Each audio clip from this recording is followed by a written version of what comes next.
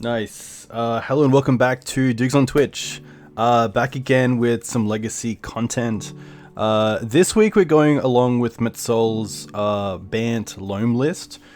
BANT, a color combination legacy that hasn't been too popular recently.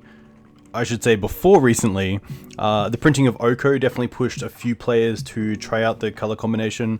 And then also Uro came out, which is a card I haven't played with yet. It looks really cool. It has a new functionality through Escape, which is very cool. It's always cool to see new tricks coming to Legacy. As soon as I saw this card, I was like, sweet, you can play it, and then with the ETB trigger on the stack, you can actually return it with Karakas for like ultimate value. But I'm assuming letting it go to the graveyard is probably a little bit better. But we'll see if that comes up today. So BANT Loam is a little bit different to BANT Maverick. We're playing Mox Diamonds for those early starts, where we want something like a turn 1 Chalice for one, a Dark Confidant. We may even just want to be able to get something like a Green Suns for one going, to go and get our Dryad Arbor to ramp a little bit.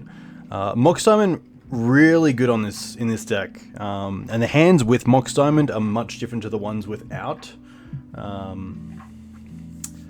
You want to put Uro in a Stifle deck looks pretty fun as well.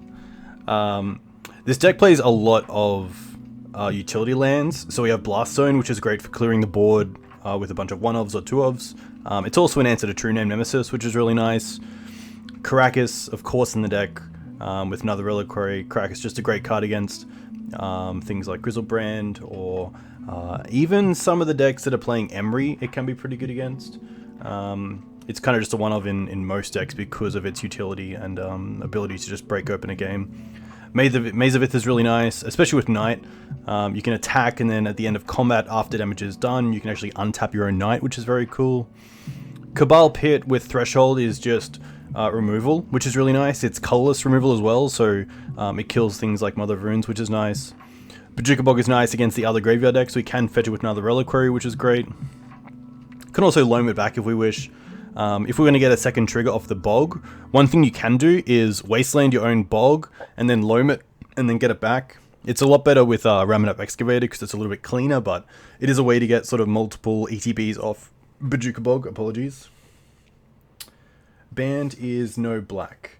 Yeah, so BANT is just blue, green, white. So BANT is pretty much what you think of Noble Hierarch and the colors it can make. So in the past there have been some BANT Stoneblade lists which have come about, so playing early mana dorks like Noble Hierarch, playing cards like Stoneforge Mystic, Force of Will, Jason Mind Sculptor. Of course True Name Nemesis is really nice in these lists because of its ability to carry equipment, and then with Exalted it's even better. So moving on, we do have these 2 draw lands as well, which is nice, which means we can actually dredge at instant speed. So say if our opponent goes to eat life in the loam with a Scavenging Ooze or exile it, if we have the mana available, we can actually cycle at instant speed, replace the draw with a dredge, and actually get the loam back into our hands, which is really nice. It's also a way to grow the Knight at instant speed, which is cool. It's also something we can set up with Sylvan Library. If we know what we're going to draw into, we can kind of keep it there in case we really need it, which is pretty sweet. Waterlogged Grove is just another green and blue source in the deck. It's also just in case we draw into a little bit of a sort of mana heavy start. We do have lands that can hopefully be cycled into spells. 4 Wasteland, pretty standard. If we can get starting with our Mox Diamond starts, then Wasteland's going to be really nice at keeping our opponent off some of their mana. But I think recently a lot of players have been playing a lot of basics, so I don't think the Wasteland lock is as good as it once was, but you know, it's still great against a lot of decks, so having the 4 Wastelands there are really nice.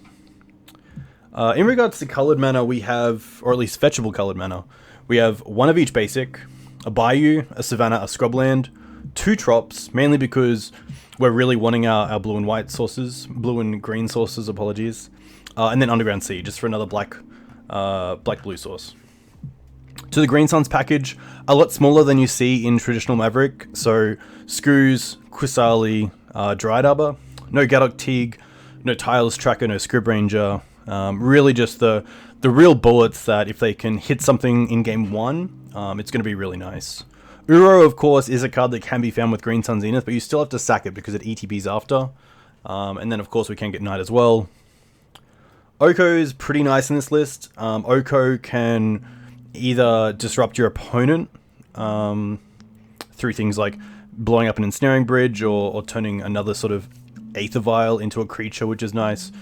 It also makes our Mox Diamonds a little bit better in the late game because we can actually just turn them into a 3/3 as well. Sylvan Library is just really nice in this deck. It's an ability to dredge extra dredges. It allows us to try to get to some of our one-ofs a little bit quicker. And kind of brings together the consistency of the deck, which is nice. The loams are great, of course, because of things like Mox Diamond. You're wanting to loam stuff. And that's where Uro comes in really handy. It is a threat that you can actually loam and get back from the graveyard. One thing that I've been really liking in white recently is Savine's Reclamation, especially in these loam decks, because it is a card that you can put in your graveyard, and then you can get back things like Oko or Dark Confidant that you've loamed into your graveyard and you might actually want to be playing. And then, of course, Bob. Bob's really good in this deck. We have a bunch of 0 drops. I mean, we have a total of 35, which is pretty sweet. We have some life gain through Uro and Oko, so we're not going to die from our Bob usually, which is nice. And then also Scooz, of course. But Bob is really nice, and a great turn 1 play if we have that Mox Diamond set up. Leyline is kind of just the choice right now for graveyard removal. I think turning off the whole graveyard is pretty awesome, as opposed to things like Fairy Macabre or Surgical, which are targeting specific things. The issue with Leyline is that it might cause your opponent not to actually do anything until they find removal, which may sound great. But it means, like, say a lands player can just go land, Corrosion Grip, and then start using their loams or their graveyard as a resource. It also doesn't really play around any removal that a Breach deck might have, like Chain of Vapor is pretty good right now. So Leyline being hit by Chain of Vapor is pretty backbreaking, but I still think it's better than the other graveyard hate around. But it's going to be interesting.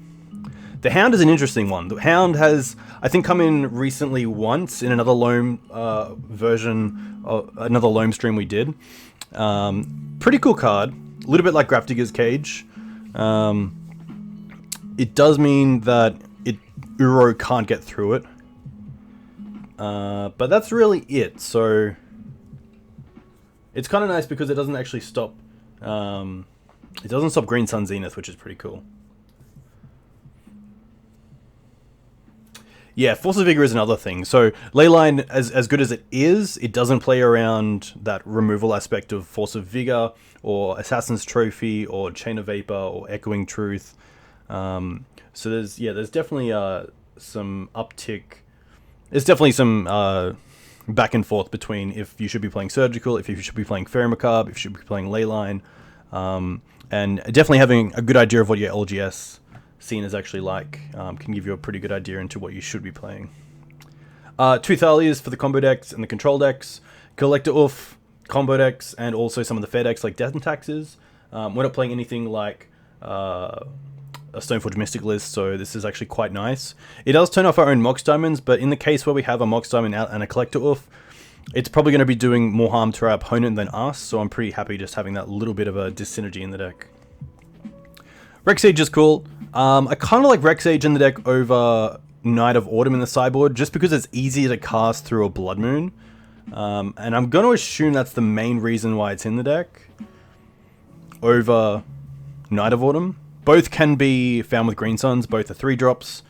The Rex Sage is just a little bit easier to cast if our opponent does Blood Moon us in the early game. Tabernacle is really nice for the go wide decks. Your Young Pyromancer decks, even just decks like Death and Taxes, if they are going wide with creatures, Tabernacle can be a little bit annoying, but I think it really comes down to knowing your board state against them and knowing when to fetch it, and if we're even going to bring it in at all. Sword Splashes is nice. Against most of the fair creature decks, we do take out Chalice, so the swords usually comes in, which is nice. Plague Engineer is, of course, every Goblins and Humans favorite card ever, so playing the 3 in the board is really nice. It means we're going to see it a lot in the games where it matters. It's just a great card all around. I mean, you can get rid of things like Baleful Strix, you can get things like Monastery Mentor. You can sub it from really producing its 1/1s, which is nice. But play can have a pretty big impact on a game.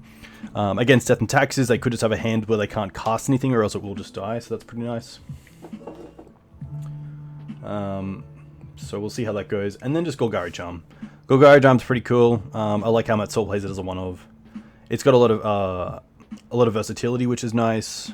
Killing creatures, destroying breach. Regen's pretty funny. I don't think I've used regen before with a Golgari Charm, but we'll see how it goes. That's pretty much it. A huge thank you to, of course, Card Hoarder, who lent me these cards ad hoc, and to MTG Mate for supporting the channel. MTG Mate is an Australian online card seller. You can get 5% off singles with code DOOGS, which is very cool. If you're from Toowoomba, they will be there this weekend buying cards, which is awesome. So that should be pretty cool. Got a Highlander tournament up there, 7-point Australian Highlander, which should be pretty fun to play. So we're doing a Legacy League with play points, and we're playing Bant Loam. Oh, it feels good. It feels good. Had to miss my my weekend stream. Just had other stuff. Life comes up, you know. Especially for Legacy players. I find that the demographic's definitely in that age group where sometimes life can just get in the way. Up against Shakeline, who we have played against before a few times, but I'm not too sure what they're on. This hand's pretty tough because we have a land to play, but we don't have a land to pitch the Mox. Otherwise, it would be pretty nice. We can't do too much with this hand.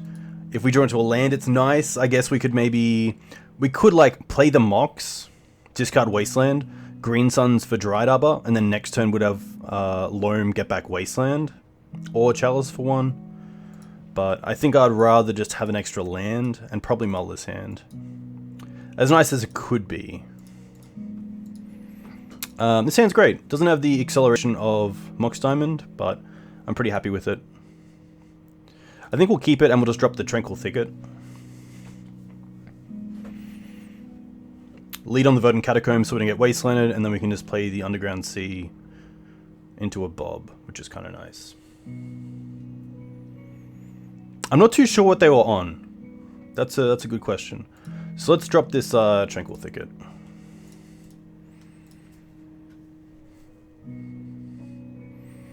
See if there's any pre-game effects that give away what they're on.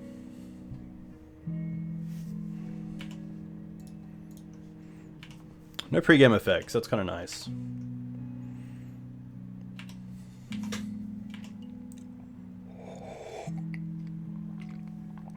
Basic Swamp. Unmask.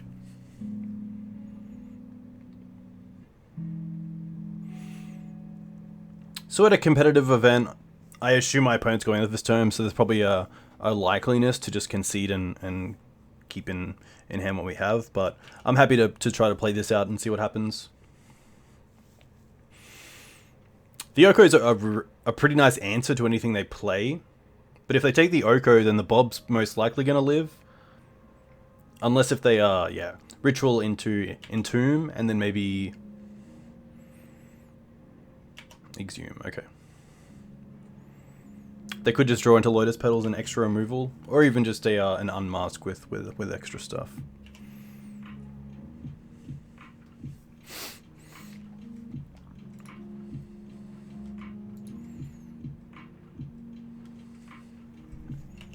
Another Ritual, okay.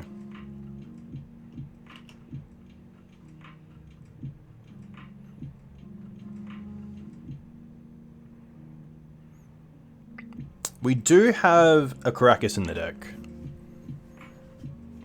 So especially with this Chancellor coming down, I think Karakas is really the only draw that gets us out of this. We're playing 4 Abrupt Decays, so we don't have something like Assassin's Trophy, which of course we'd have to wait for, but might as well fetch here and get that Savannah out of the deck.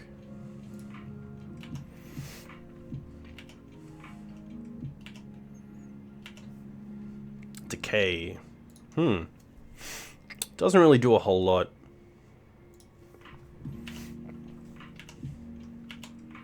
The one reason why I like playing this out is just seeing if our opponent does put any more creatures in the graveyard that might give away what 1-ofs they're on.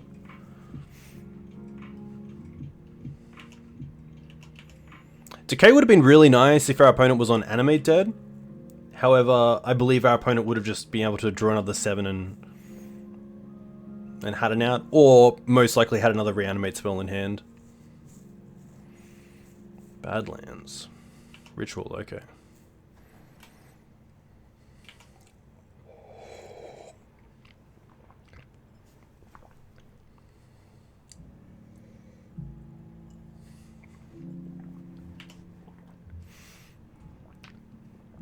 Ashen Rider's pretty good. Pretty much leaves us to no outs. Even if we draw Karakas, we... Hey, if you PM it to me, that would be really cool, HG Bud.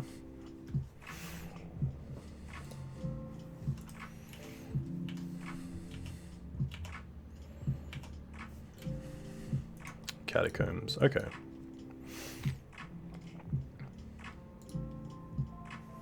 So boarding will be pretty interesting. I do like Chalice on the play. I still like Pridemage and Screws as loam targets because we can hit things like Animate Dead if needed.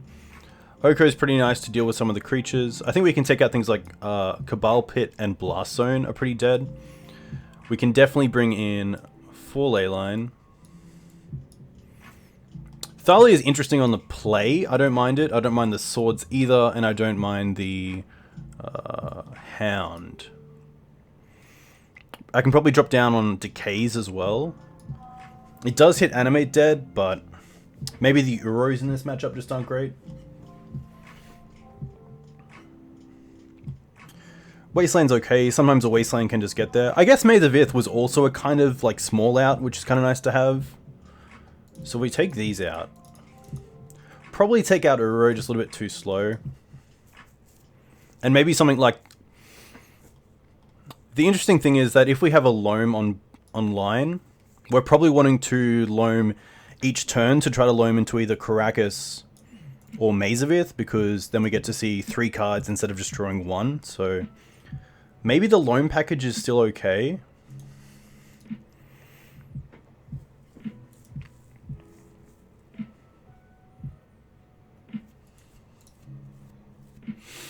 It is pretty nice. It is nice that we can loam and still know that we could hit a threat like Uro and get it back. The Bobs seem pretty good. Maybe because we're bringing in the ley lines and this, we don't need the full 3 Okos.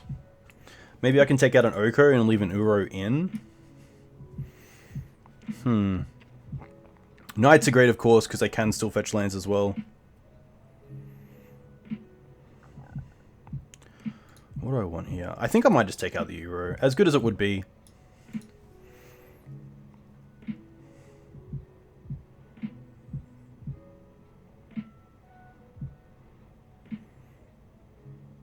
Hmm. 30 seconds. This is an interesting one. I have to drop one more card. A lot of these I just want as 3 and 4 because I want to see them so much. Maybe it is Library. If we take out Library, this still looks pretty nice. We have a nice grip of answers for different things, so we'll see how this goes. Hopefully get a leyline hand. Okay. So we get a double leyline hand, which is nice, but we only have a 1 land hand. Which, to be fair, we do have 25 lands still in the deck, which is great. And hopefully something like double leyline into land Thalia is okay. I definitely like it because of the 2 leylines, but if our opponent has something like Reverend Silence, then this hand doesn't... The issue with this hand is, it's one of those leyline hands where otherwise it doesn't really do enough. If one of these Okos was a land, it would be, of course, quite brilliant, but... I think the reason that I'd keep this hand is because these leylines will keep our opponent off their plan, hopefully for long enough for us to actually draw into a second land and start casting some of our spells, so I'm going to keep this. I'm going to put in both leylines just because I don't think we'll get to the stage where we can cast the second one.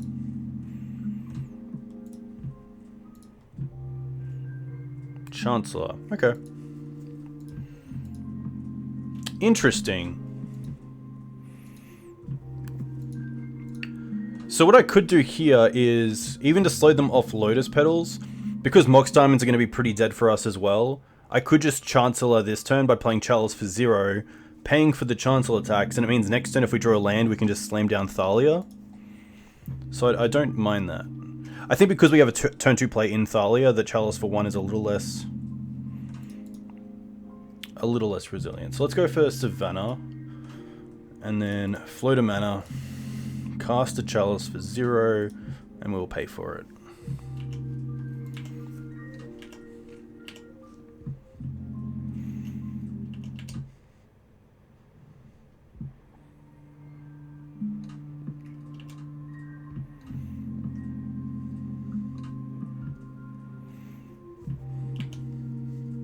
Hopefully our opponent doesn't just, like, you know, ritual into Rotting Regisaur. That'd be pretty broken. Ah, reanimate our Thalia. Okay. Very cool. I like that play a lot. Knight. Alright, they currently have the better clock here.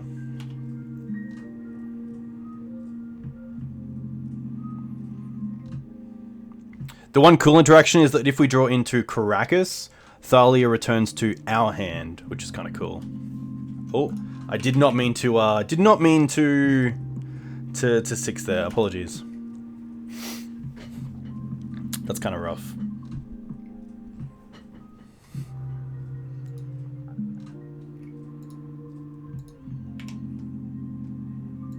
Bayou. Okay.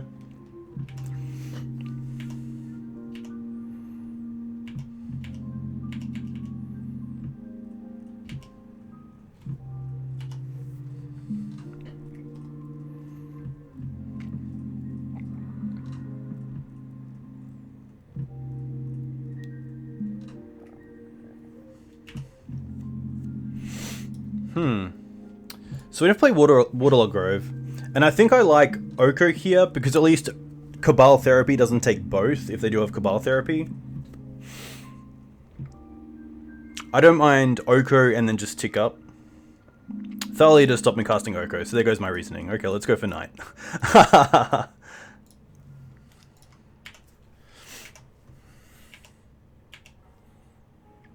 I guess it's been a while since I've been Thalia'd myself.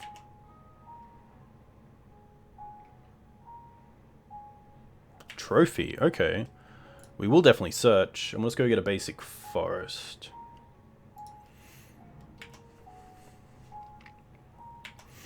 Opponent putting up a good fight. I mean, they definitely have the board here to support it. Something like a post-board Cabal Therapy here would be pretty brutal.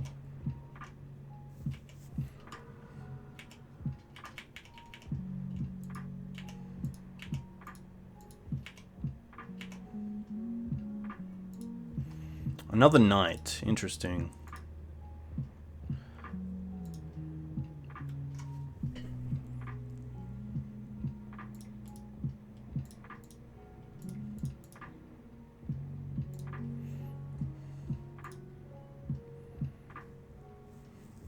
So here I actually don't mind just throwing away the Chalice. I think it's done its job. I guess what I could be scared of is them having a handful of Lotus and then something like Grave Titan, but could also just create a food here. I don't mind creating a food here and then just hopefully playing Oko next turn as well. I can play a land drop as well, which might be relevant.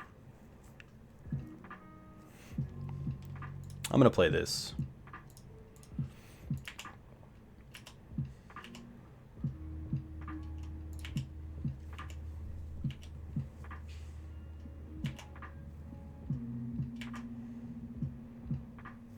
Well, he couldn't have played them because the Chalice is on for 0. Going at me, okay.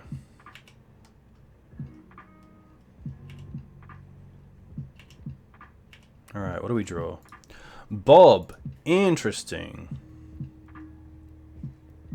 I don't mind Bob making an elk and then just play Knight.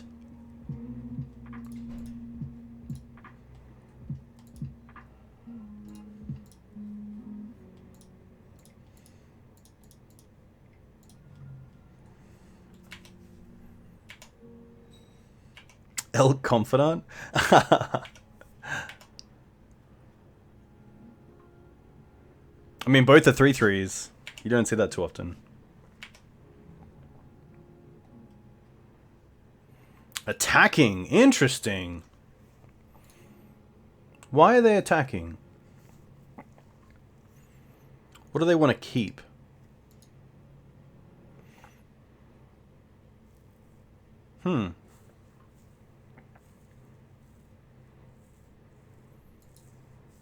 I guess because we're just stealing it.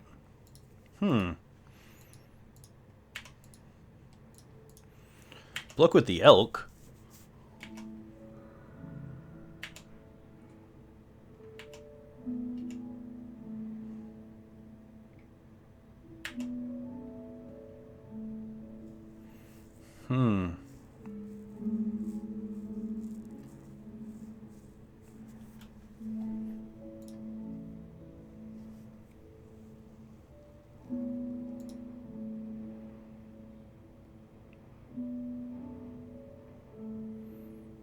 Do I want to change anything? I don't think I do.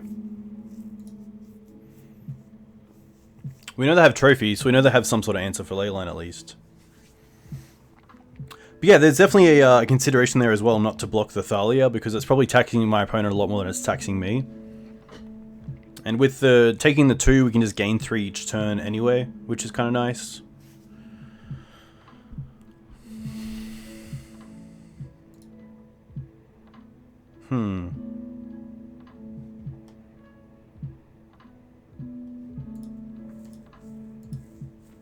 Sadly, like, a really nice hand, but just a little bit too slow here.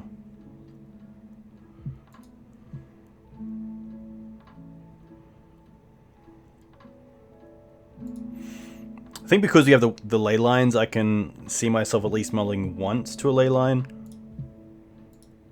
And finding it. And a pretty nice hand. We don't have any great disruption. But the Bobs can hopefully try to draw us into it. So I don't mind keeping this.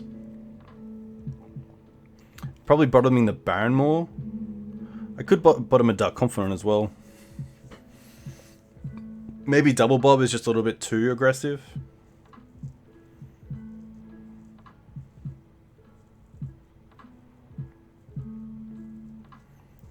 We could just keep double Bob, Thalia, Wasteland, Swamp, Leyline.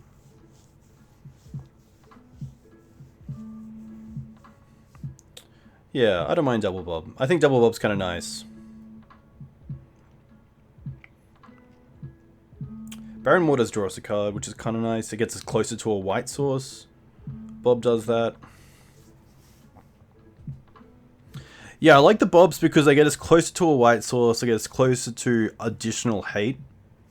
So I think it is Barren Moor that I drop.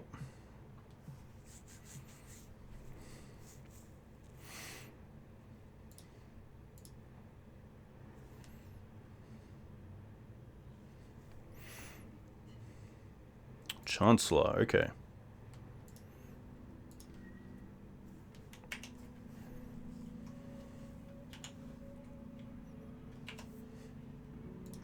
Pog. I kind of want to keep this. I could play this turn so it comes in untapped when I really need the mana, but I assume because of Leyline, they're just going to have pretty much a reanimation spell straight away when they get rid of this Leyline, and if they get rid of this Leyline, so maybe it's not worth it. However, if we don't draw into a third land, then we can't cast a 2-drop on turn 3, paying for Chancellor without having the Bojuka Bog around.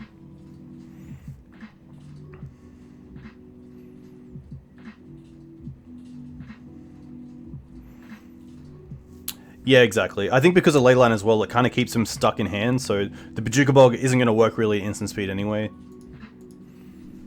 Or really sorcery speed. It's not like they're going to, like, remove Leyline, put stuff in graveyard past turn.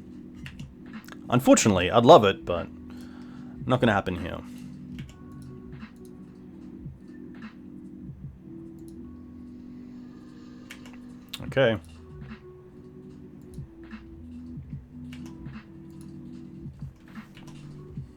Well, it was fun while it lasted.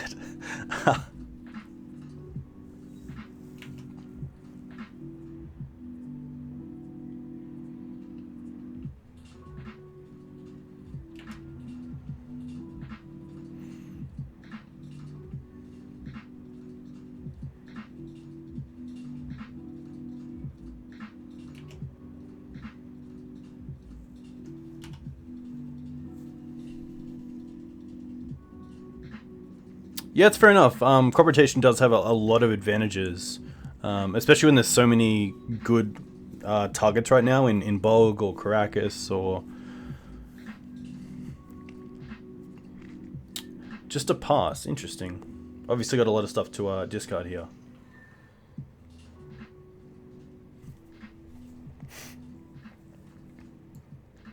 Grave Titan. Catacombs.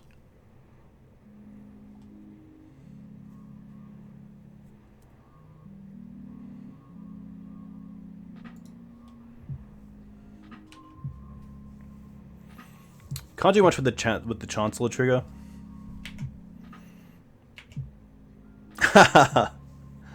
Yeah, it can be tough. Some of the free spells are great in this deck. Like Reverend Silence is a perfect example of a card that's a great 1-for-1 trade with Leyline.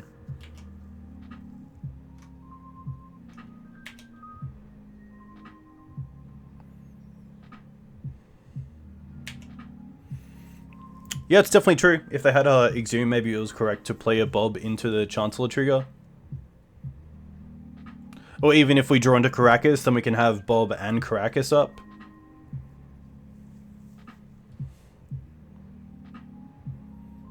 Doing nothing probably is incorrect there.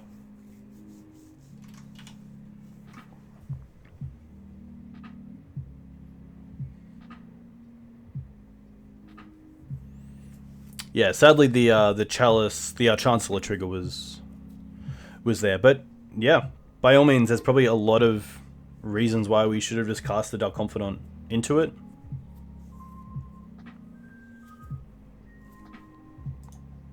We'll concede there. Rough. Definitely not an awful matchup, I don't think. I think the Leylines definitely help in the second game. On the play, which is nice against Eco. And this hand's pretty nice. I'm going to keep it. Ah, interesting. Okay. So this is a Mox Diamond start, but our land drop actually does nothing. So do I want to keep this hand? It means we'll be a turn off. So we could Mox Diamond, pitch Maze, play Bog, and then untap, draw a card, and then take our turn 2, which isn't that great.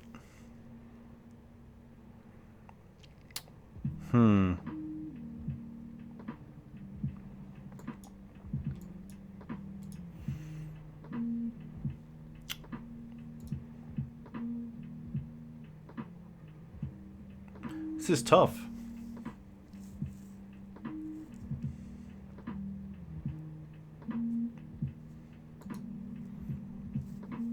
I'm gonna mull. I really want to make sure that I can just cast my spells, and this is great. I'm gonna keep this. Probably just putting back the Bog. Okay. I'm gonna lead on the Windswept Heath because it can get a basic forest, and the Verdant Catacombs can get my basic swamp if I need it.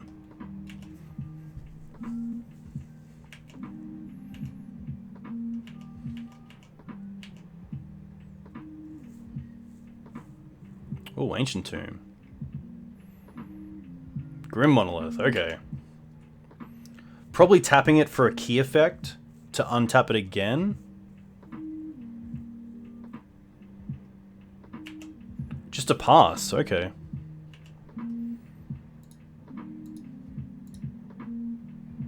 Surely not.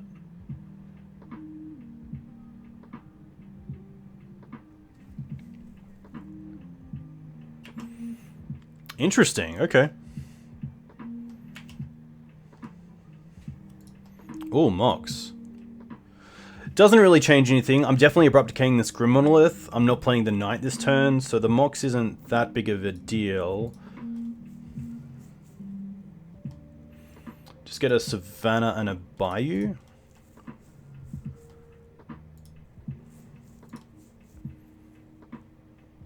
I guess we can Decay and Upkeep. Doesn't really matter.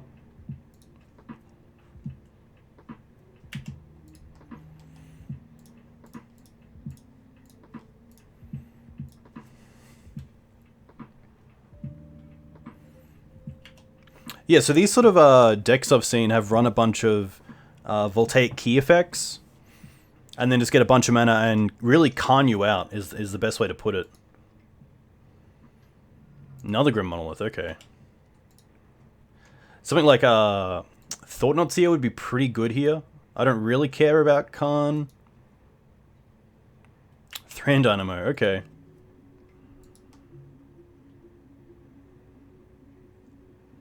Chalice for 1. Okay.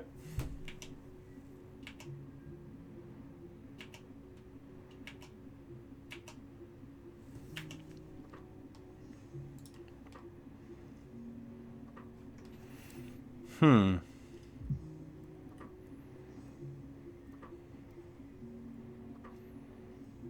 2, 4, 6.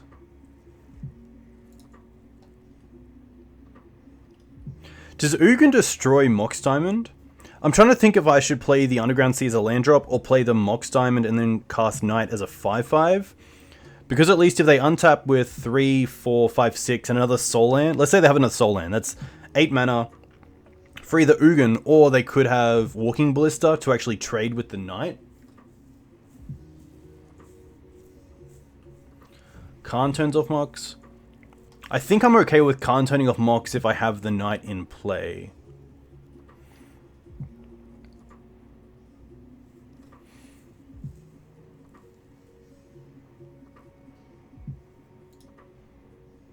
Let's go with this.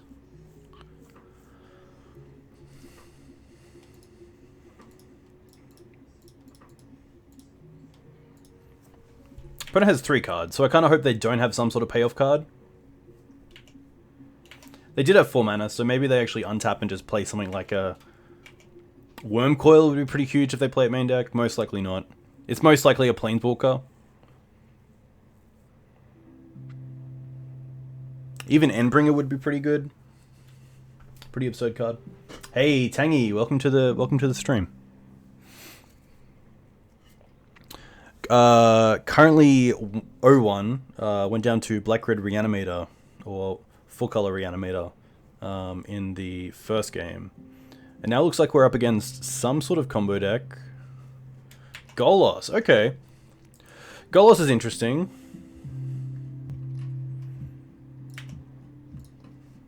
I can get Karakas to deal with Golos, but it just allows them to ramp even further.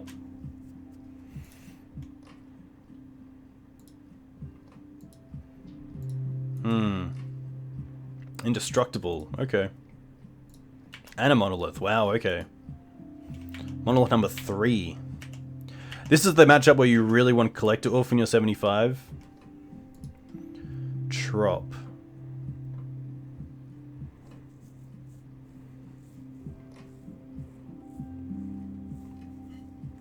I think D&T is okay. I think you just gotta make sure you know what you're playing against. Things like Oko can be annoying, but cards like Deafening Silencer are pretty nice against some of the fast combo decks right now.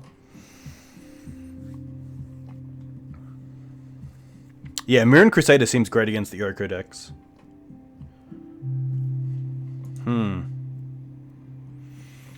Kind of scared of the summoning effect here. I could go after my opponent's mana, but it's pretty tough because this land's indestructible. I could go after the Ancient Tomb. It does take them off 2 mana.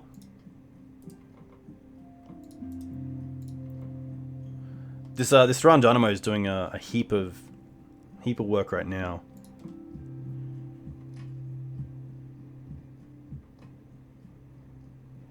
We're definitely casting Bob.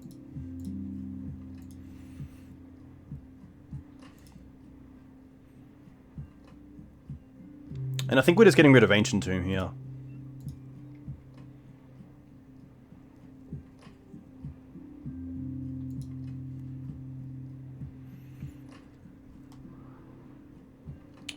Blast Zone's interesting, but it doesn't do enough. I think I'm happy just going for Wasteland into Ancient Tomb.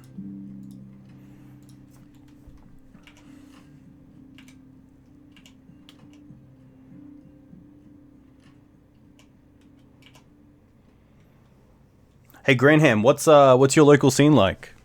Do you mean playing in paper or playing online?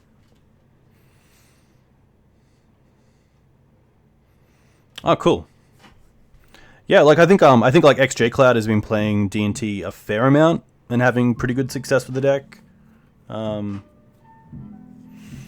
believe it made like the top 16 of the last challenge. I don't think Maverick was sadly in there, but yeah, it obviously. I feel like D&T is just really good when people think it's not that good because they get to a stage where they just don't play around it.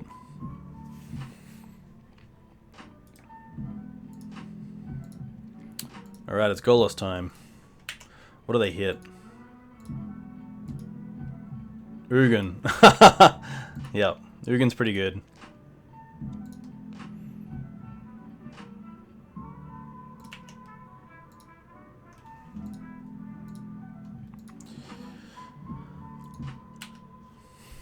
Oh, they can play all of them? You may play them this turn? That's pretty brutal. I don't think we have anything here. Green Suns. Trinisphere, that's fine. We can Green Suns for 2. Yeah, this game's over. This game is done. That is a big old oof. But luckily, we do have oof in the sideboard. So I like Collector Oof, I like Reclamation Sage. I think that's probably it. What don't I like? I don't like Scoos. I definitely don't like Chalice. Can we change things up here? Maybe I don't mind the swords. If I can hit something like a Thought-Knot Seer or a Golos or an Endbringer, it's not too bad. Thalia is pretty nice. It's probably better than Chalice. At least on the draw, it might be able to, like, if we can go Mox Diamond into turn 1 Thalia, it means they can't go Soul Land into Grim Monolith, which is really nice. Maybe it's literally that. Out the 4 Chalice, out Scavenging Ooze, bring in these 5 creatures, or 4 creatures and swords. Sadly, Golgari Charm doesn't do a hell of a lot. Yeah, so this should be fine. Cabal Pit's interesting, but we don't really have a better card to replace it with. We'll mulligan this. And we'll probably mulligan this. The Sylvan Library is nice, but we don't really have anything to do here. The Uro does ramp us, and the Wasteland could be nice, but maybe Plague is better than Thalia. Plague's cool because it is kind of a removal spell. You can name most likely Eldrazi and then just hopefully keep at least something like a Thought-Knot Seer at bay. Yeah, this is interesting because the Sylvan Library is quite nice. The Wasteland is great. The Uro means we can ramp these lands.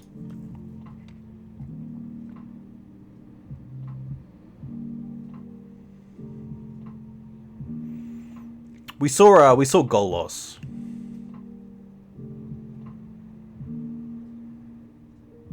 The card that I really want is Green Sun Zenith or Collector Oof. Maybe these can find it.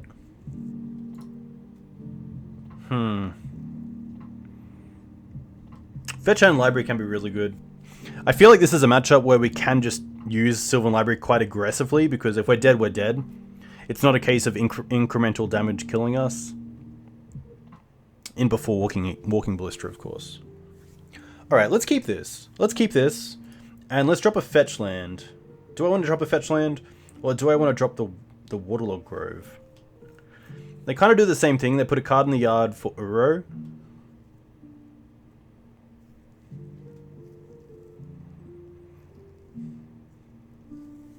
The only thing that I guess I'm not scared of it, but like Sorcerer Spyglass on Verdant Catacombs would be pretty brutal. they're most likely a Sorcerer Spyglass deck that most likely names Wasteland, but if they see our hand and see multiple Verdants, then that's going to be pretty rough. But we'll go with Waterlogged Grove.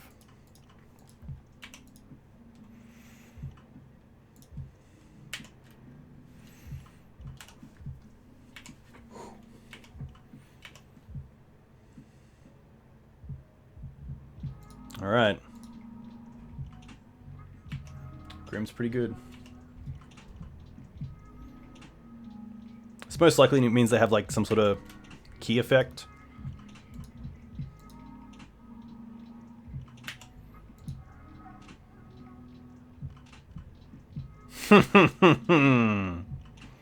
Yup.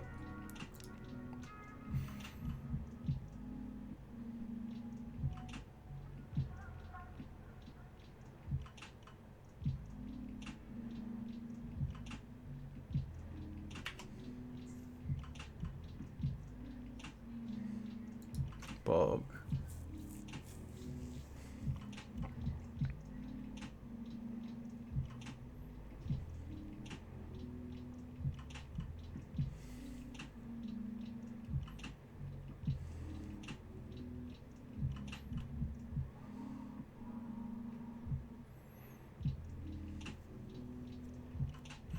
So next turn we get to waste because we can put it in through Uro.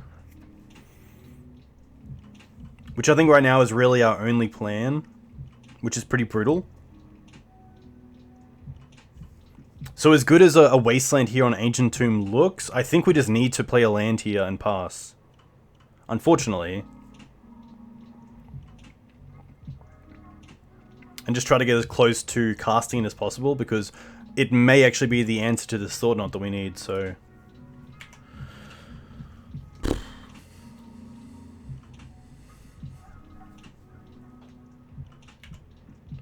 It's very tempting though, especially if our opponent has something like a Glimmer Post or like a Cloud Post that comes in tapped, then they wouldn't have actual they wouldn't have the ability to untap the Grim. This is a sweet deck. The keys are really nice.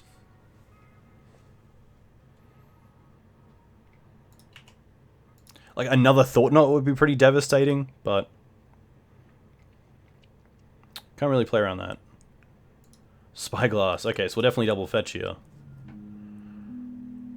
What do I want to do? Tropical Island.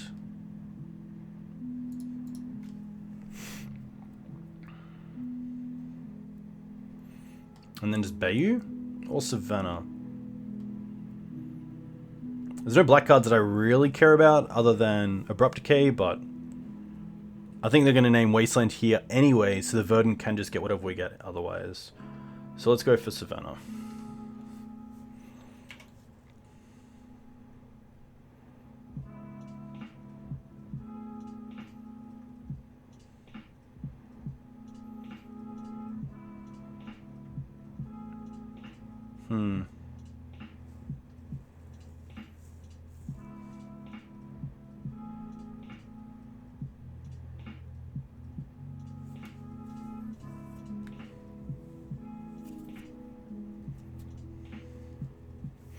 You could name Catacombs, but you know there's most likely only 2 left in the deck, where you know that there's a Wasteland coming and another 3 in the deck, so...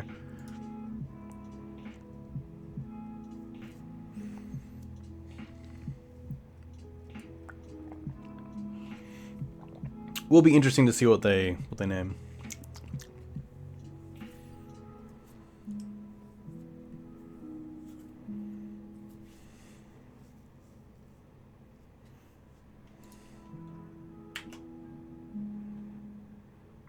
Chose to name Oko. Interesting.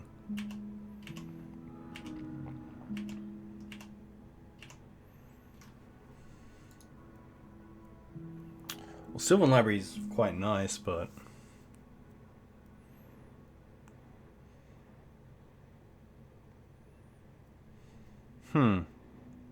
Does Sylvan Library change this?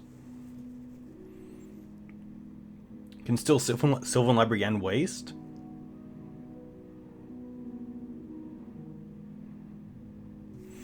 So Uro draws us a card.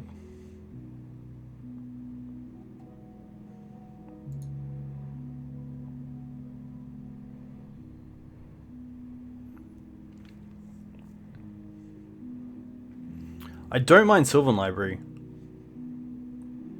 Because this turn we can Sylvan Library and Wasteland, and then next turn we can still Uro. We can even... that way we also know what's on top of the library to draw into, which is kind of nice.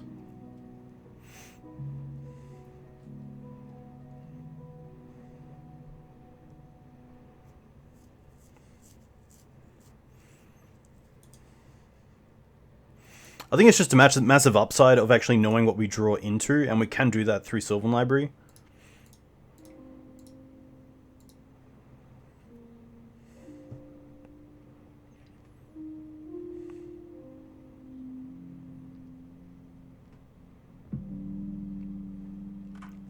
I'm going to go with Sylvan Library.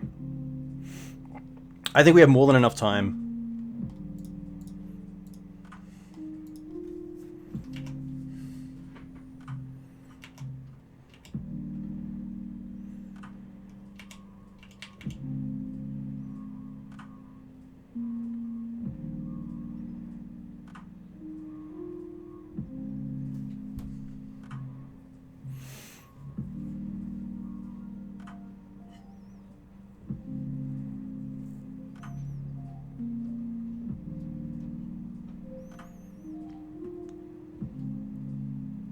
I think just because we're in a position where every draw has to count, so making sure that we're not just playing Uro and drawing into Cabal Pit, I'd much rather take the time to set up Library, and then hopefully either fetch away what we don't want, or draw into something that it's actually relevant.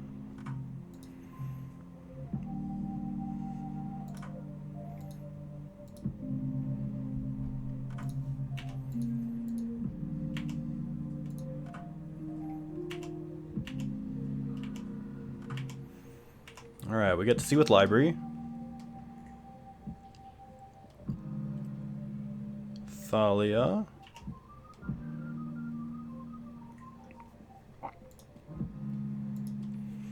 Loam.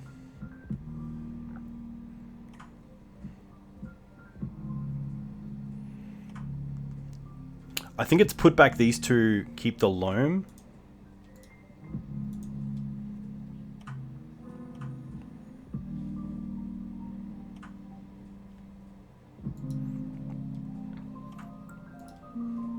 Can then fetch those away.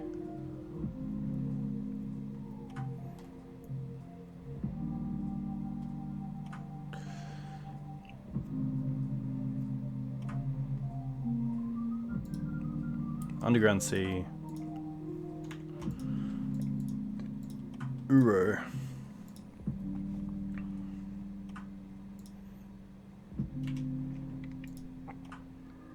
Swords is a pretty nice draw.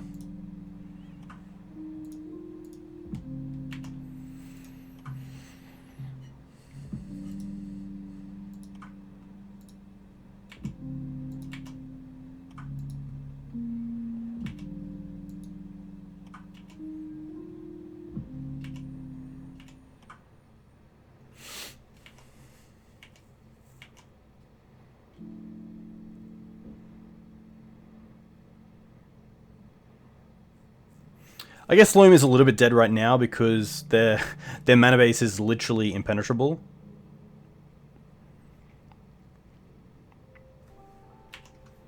Oof.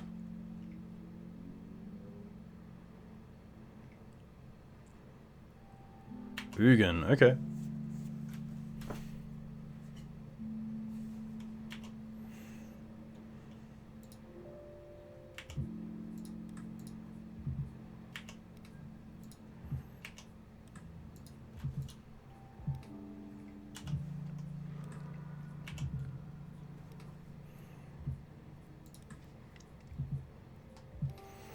So we need double blue, double green.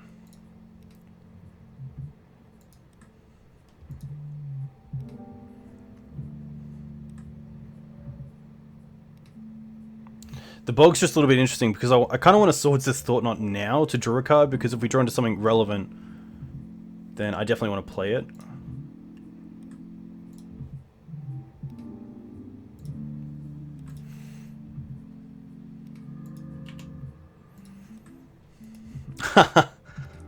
Okay.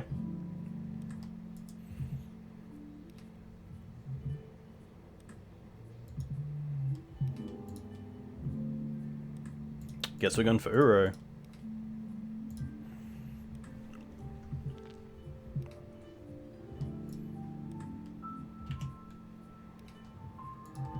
Nice.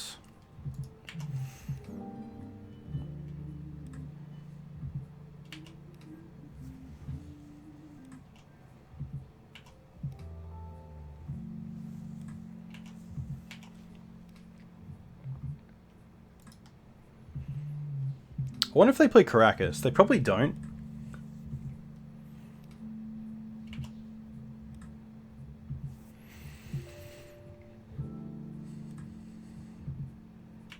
Ugin. It's pretty good.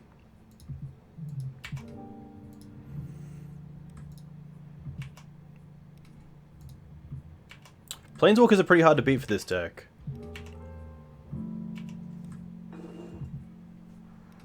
Knight.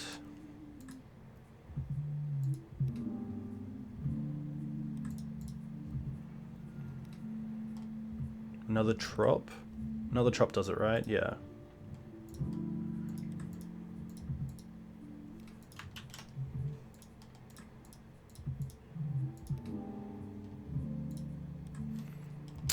One, two, three, four, five.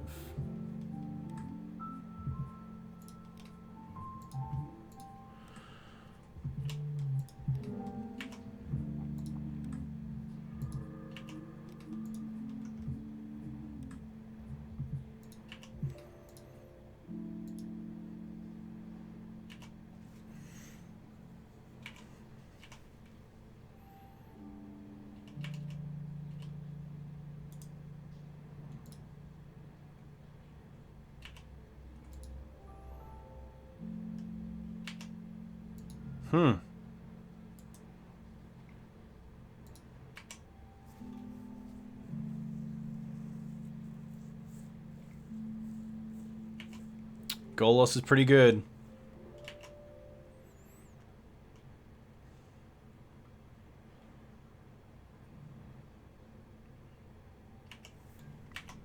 It's a trample? It doesn't have trample. Okay.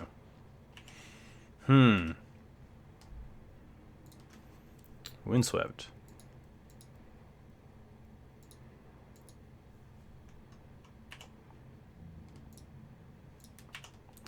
Definitely have to attack Ugin.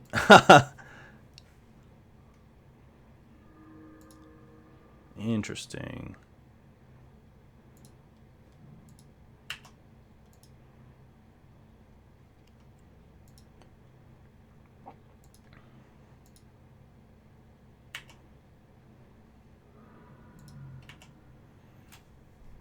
I can cast the other Uro, correct? Let's cycle this. Wait, so I need 4. 1, 2, 3, 4. It is legendary, but I get to draw a card and also get another 3 life if it comes in, which is pretty sweet. Cabal Pit. Interesting.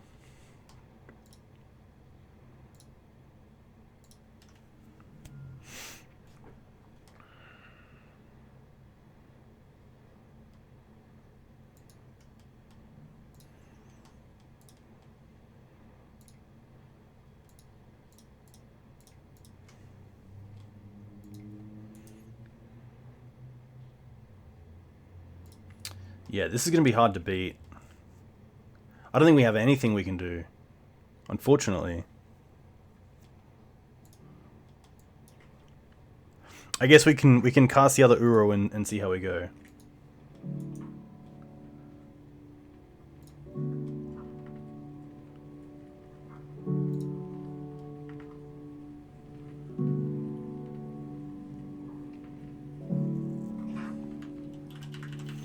Need another card in my library. Sorry, need another card in my graveyard. Okay, we can play Cabal Pit, and then we can. I need Threshold as well. I guess we can Abrupt Decay the Spirit.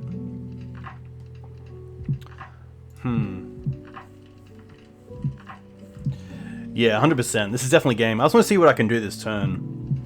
I can use Abrupt Decay on something to get an extra card.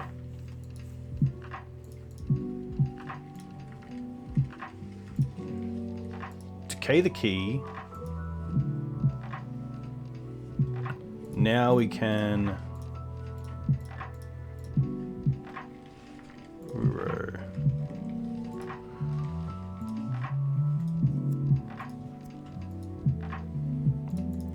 Sadly, just a little bit too slow. The turn 1 Thought Knot was really nice.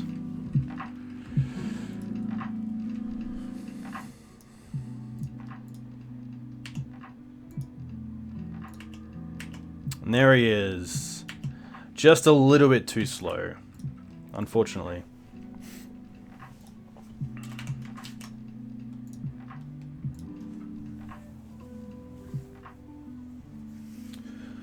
Rough starts, rough starts. Cool deck though. A big fan of the colorless version of that deck. I haven't seen the goalless version though. I've seen a guy play Nick, owner of MTG Made, play a goalless deck that had Cloudpost and Candelabra and Crop Rotation in it, which was very cool. Wait, the trophy leader is playing Stifropile? I believe the trophy leader is playing Stifropile. I believe they're even playing Uro in Stifropile. Really good with Dak Vaden. Just another card you can discard, and I think the mana's a little bit tough to cast, but you can do it, which is pretty cool. But yeah, very cool to have a deck named after you. Stifropile is very, very cool. I've seen a few local players play it in Brisbane, which is cool. I know Ari's on it at the moment, or some variant of it. But yeah, obviously, like, it just goes to show that you can put time into a deck, and no matter, you know, the overall thought of tiers, and if a deck is good enough, if you put the time into it, then it's good enough.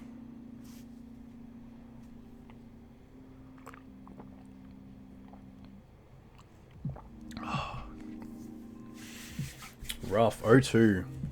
To be fair, we definitely have a few 0-2 starts in the stream where we do finish 3-2, which is kind of nice.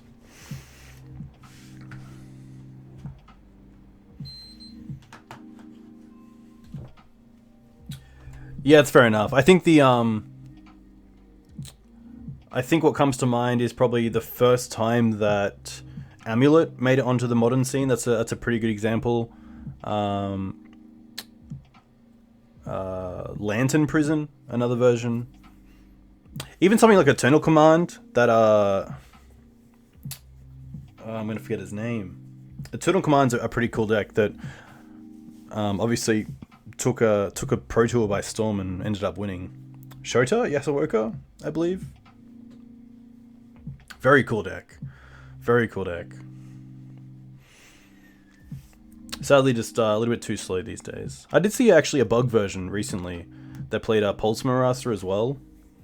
So the aim of the Eternal Command deck is usually Aether Vial, Eternal Witness, and Cryptic Command. And each time you're countering their spell and returning Eternal Witness to your hand, and then getting back Cryptic Command, and then just doing that a bunch of times.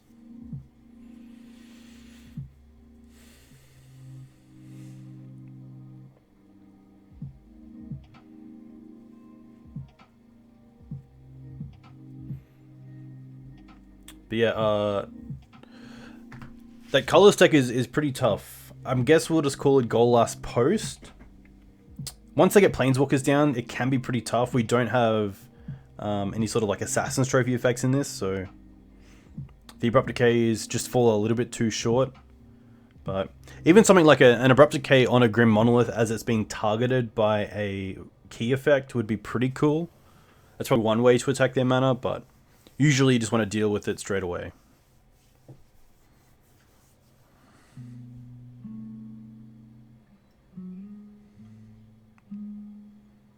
Play Infect in Modern. Do you play White Splash, or do you just play straight Simic? I've seen people toy around with Giver of Runes and Teferi, and then also have things in the sideboard like Rest in Peace or Pass to Exile, but I feel like green-blue is just doing exactly what infect once, and once you start adding white, maybe you get away from the purpose of just beating down your opponent. Like, why spend the turn to play Teferi when you can just probably win that turn as well?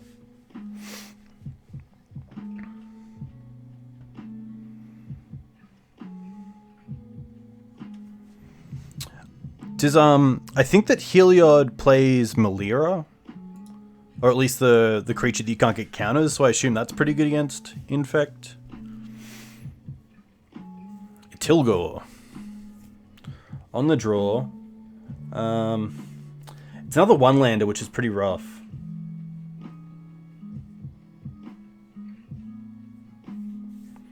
Does have a Chomon Chalice on the draw. If we draw into another land. I don't like keeping these one-landers. I think this is a deck where you can really get stuck on just keeping a one-lander and not going anywhere, so I'm pretty happy to mulligan this and try to just get to a hand where I have maybe 2 or 3 lands, just to make sure that if I cast anything, or that I can cast anything, and I don't just get stuck with spells in my hands. I'm going to mulligan this. And this hand's actually a little bit better, because we can drop the Chalice and we still have a land and a Mox. So I'm pretty happy with how this is.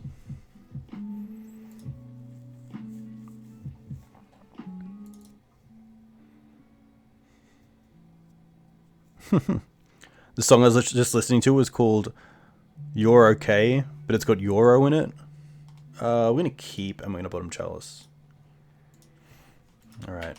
Take it away, opponent. Waterlogged Grove. Maybe this is Infect.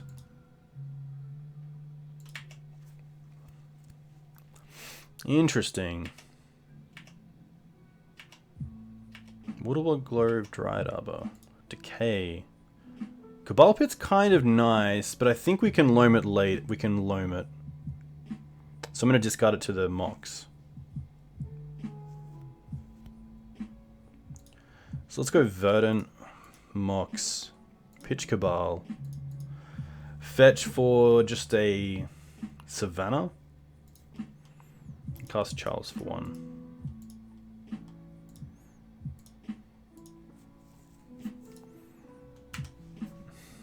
You're okay. Haha.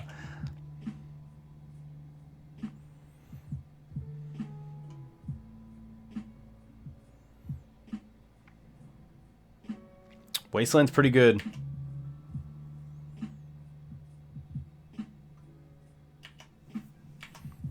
But then nothing from our opponent. This could actually be some sort of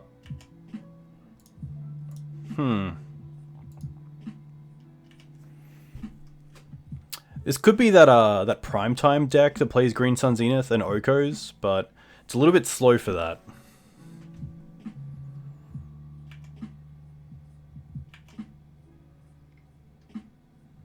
Scrib Ranger. Do I want to destroy Scrib Ranger? They don't have a forest at the moment, so they can't really abuse it. I think I'm fine with Scrib Ranger being here. And Chalice is still on 1 quite good against Maverick. Turning off, you know, Noble Hierarchs, any sort of Mana Dorks, any sort of removal in Swords to Plowshares.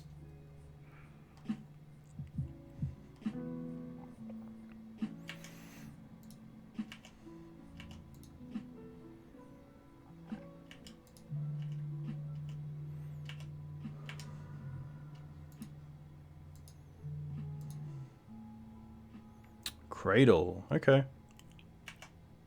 But nothing.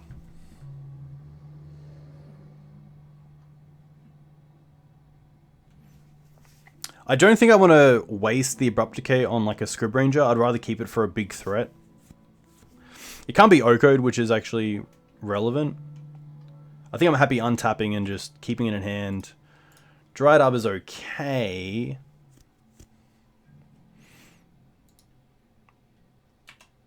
I just don't want to open up this fetch to Wasteland, and I kind of want to get a dual land off it. So I'm trying to just get to a position where I can hopefully just play around Wasteland a little bit and get down this Oko.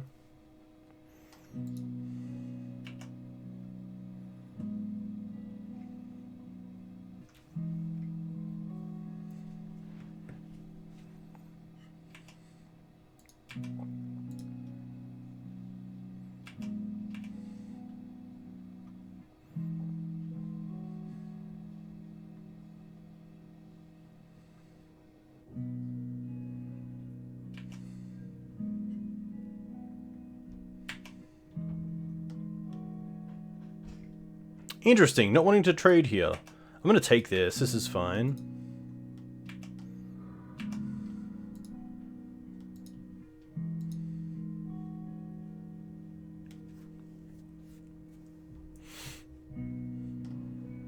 Wasteland. Interesting, we can't save this. That's going to be fine.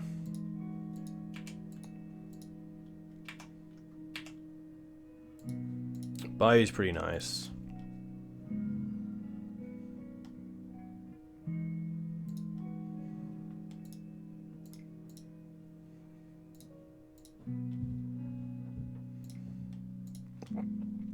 Just gonna Oko and make a food.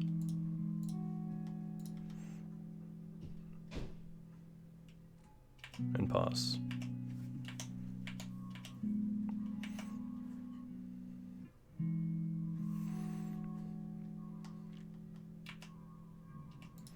Opponent's getting pretty stuck on creatures as well.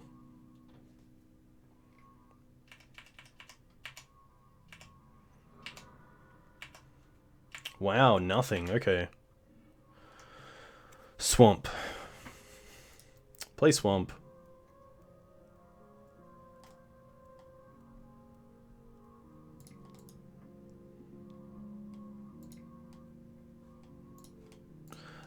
I'm gonna decay the Ranger, play the Pridemage, and then just stick up on my food.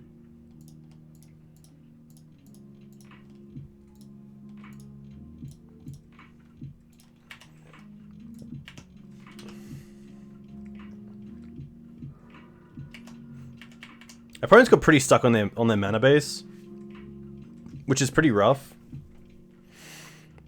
But the Waterlogged Grove is interesting. Maybe they're on some sort of BANT Maverick variant. I think we just take out the Chalices and we just bring in a bunch of creature removal like Plagues, Wreck. Golgari Charm is interesting. Wreck Sage is pretty interesting.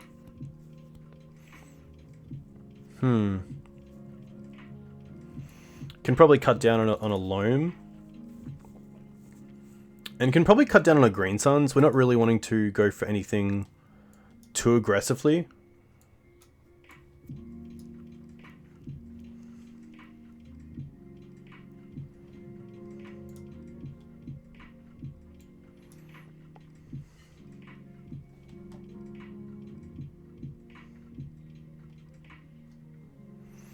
Yeah, not playing Brainstorm or Veil either, which is pretty tough.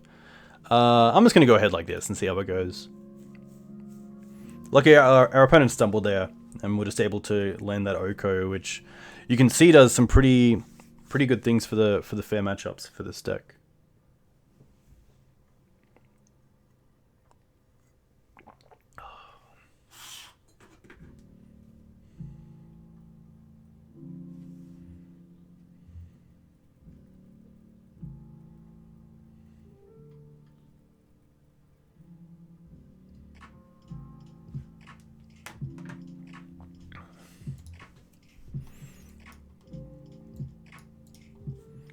Tabernacle's interesting, but I don't think it's worth it. Especially seeing Cradle in the deck. We could Wasteland the Cradle, but Cradle's a pretty nice answer for Tabernacle.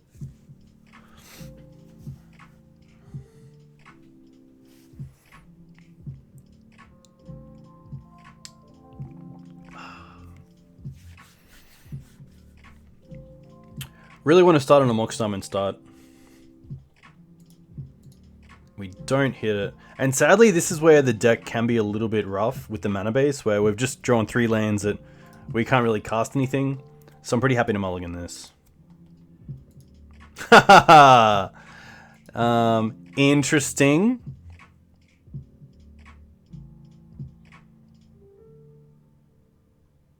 I mean, it means we can cast everything we draw into. But I don't think we're winning if we're just playing land and passing. The Barren Moor does cycle, but I think we can probably have a better 5.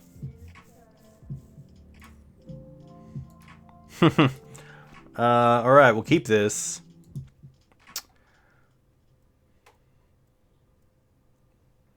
Bog and Dryad Arbor. Maybe Bog and Mox. Maybe I don't want double Mox. Double Mox means that if we draw into a 3-drop, we can cast it straight away. Which is kind of cool. Episode 25, welcome to the stream.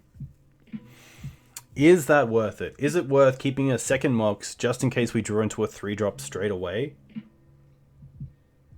It would be pretty cool. Would be pretty cool.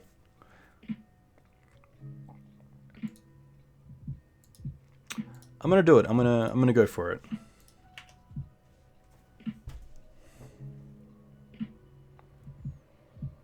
We do have a lot of 3-drops in the deck. Even something like Plague Engineer off the top would be pretty great. Noble Hierarch, okay. Swamp. Interesting.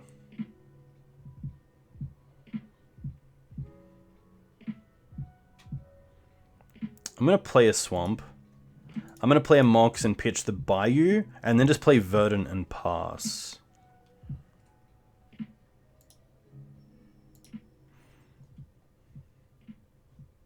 I already played the... Yeah, okay. The Swamp, of course.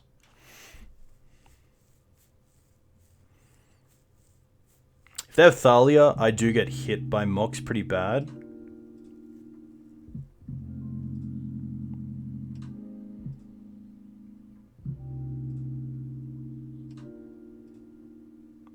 But maybe I would just want a little bit more information about what I draw into before I cast the second Mox.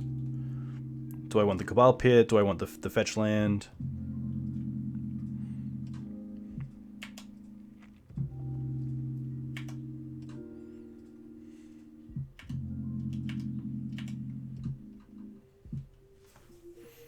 Hey Ryan, huge thank you for the raid. How was Modern? What are you playing in Modern at the moment?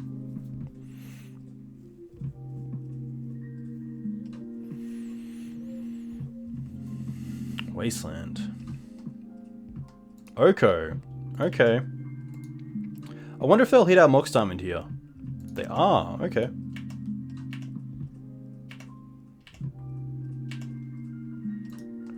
Qasali. Qasali's interesting because it means we can actually attack for 4 at Oko, which is kind of nice.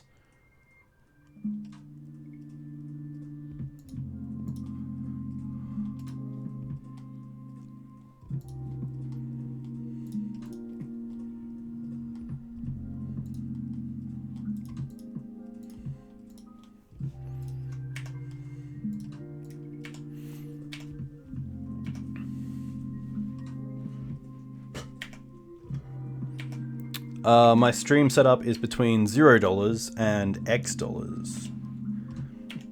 You went 3-2? Interesting. Yeah, Modern's in an interesting spot. I feel like a lot of people are trying out Pioneer, but for those that are sort of not over Pioneer, but over giving it a good try, that people are coming back to Modern. Especially if Modern... cool emote. Cool emote. Especially if Modern is the next Pro Tour format. That'll be interesting to see. I saw there was a cool blasting station list that Pascal was talking about.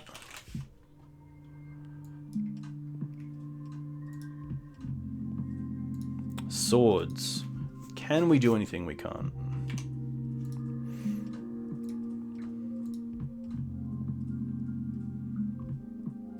I wonder if they just make Dryad Arbor here a 3-3 so it can block the Mox Diamond.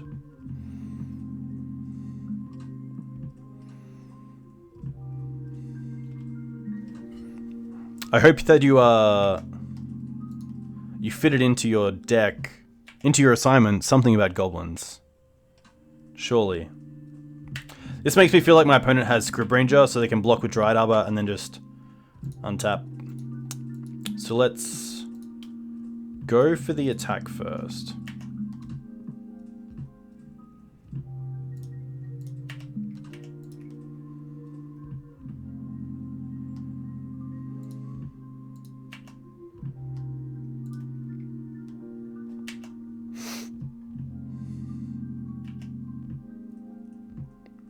Hey, well, thanks for the raid. Hope you have a nice week down in Melbourne. And and hopefully catch you soon. Hopefully catch you on stream soon.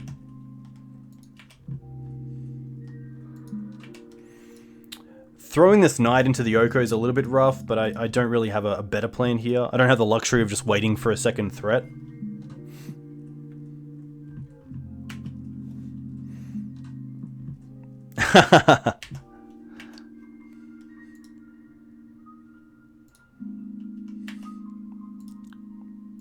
What about Goblin Loki?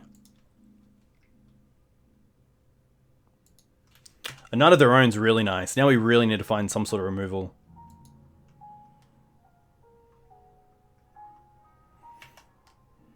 Oh, Plague Agent is actually pretty nice. What do we want to name?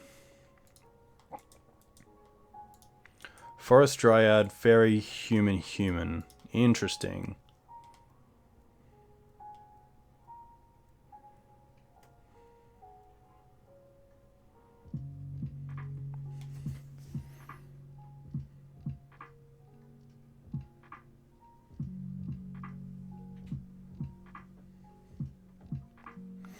I'm actually not sure if it's confirmed. This is an interesting one because we can cast it and see what they do, but then it's pretty tough to know what. Actually, I'm gonna get the life totals in there as well. That's usually pretty relevant. So we can put this on the stack. We definitely put it on the stack, and we see what our opponent does. If our opponent returns the Dryad Arbor, we don't have to name whatever this is. If they do, then they kind of have to chump around. Okay.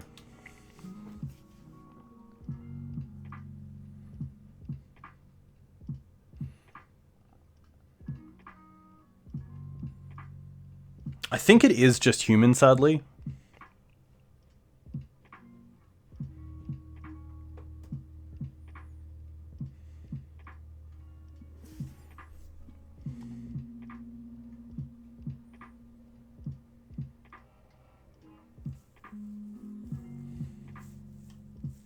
I'm gonna go with human, because then at least it trades with the Noble Hierarch. And also, if we kill the Arbor, it makes the Knight a 3/3, which trades with one of these.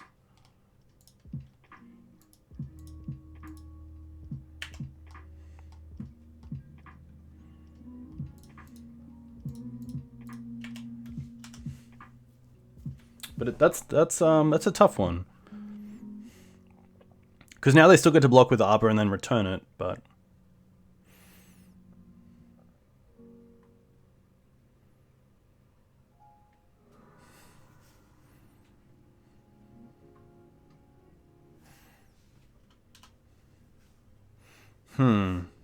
That's a tough one that I'm going to put on. We can take this away.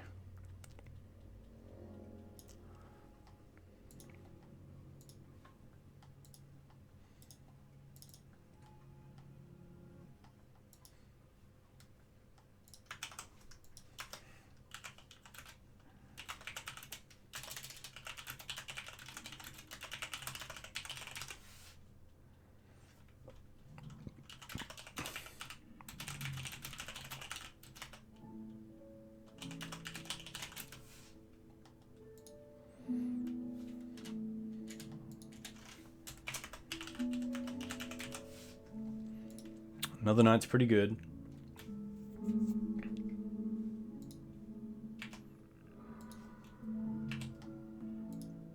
Ooh, Bog's pretty good. Kind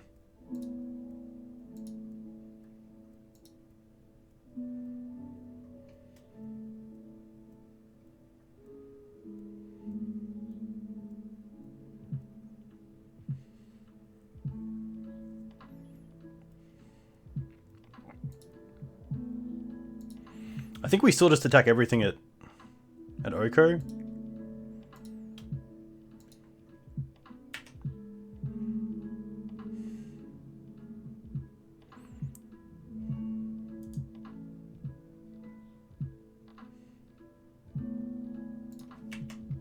Kind of forced to.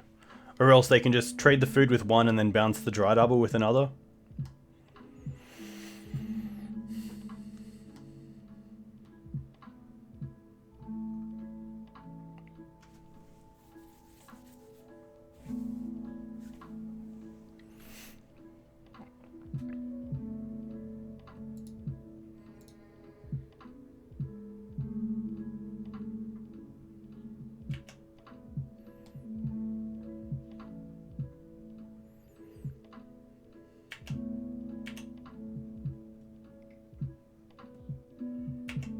This is still okay because of the Bojuka Bog. They can't really play around the Bojuka Bog, which is really nice, especially if we have damage first.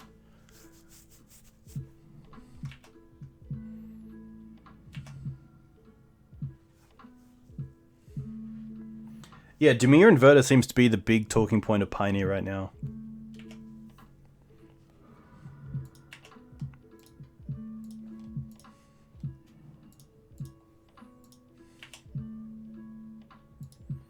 So luckily this kills the knight, which is kind of nice.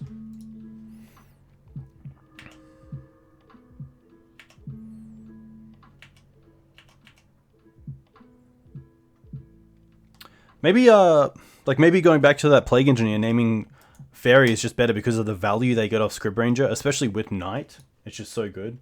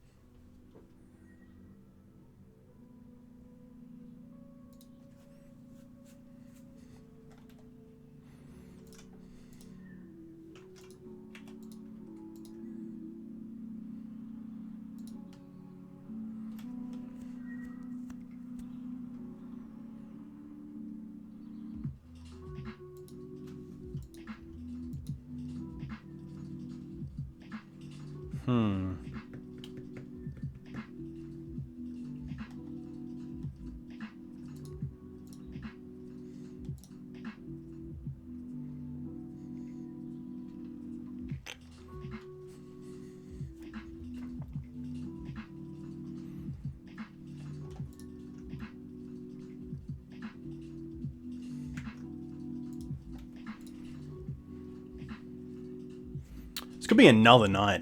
That'd be pretty brutal.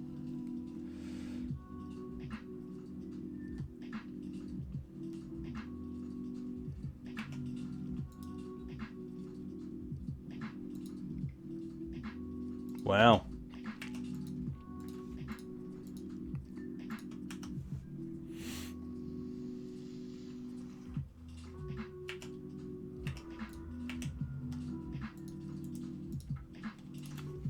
Sadly, this game's just getting away from us, especially with the Oko, but having bigger blockers is just a little bit too good. What do we want to do here? Maybe I actually like the second Green Suns. Rec Sage is okay, but maybe it's actually Golgari Charm that I don't need. I think we have enough neg 1 effects in Plague Engineer that I'm happy to bring back the Green Sun Zenith in its spot. Let's go with this. Yeah, let's go with this and see how it goes. Hey, Ari, welcome to the stream. Are you still overseas or are you back soonish? Charm does feel good. Charm does feel good. This hand's really nice. To have turn 1 Bob and then also back up Life in the Loam is really good, so we'll keep this. So we get to go Mox, pitch Blast Zone, fetch for anything. Play Dark Confidant. Oh, Leyline. Okay, well that's interesting. I still think that's okay.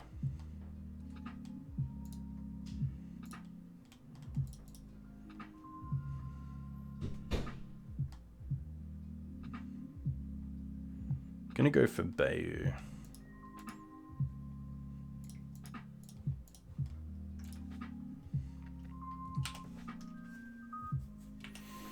Yeah, this is MatsOle's list. So he was playing Dark-BANT Loam, which is pretty cool. It plays Oko. It also plays Uro, the new card, which is pretty fun. Don't have sword. Don't have sword. They have sword. Okay. Ugh.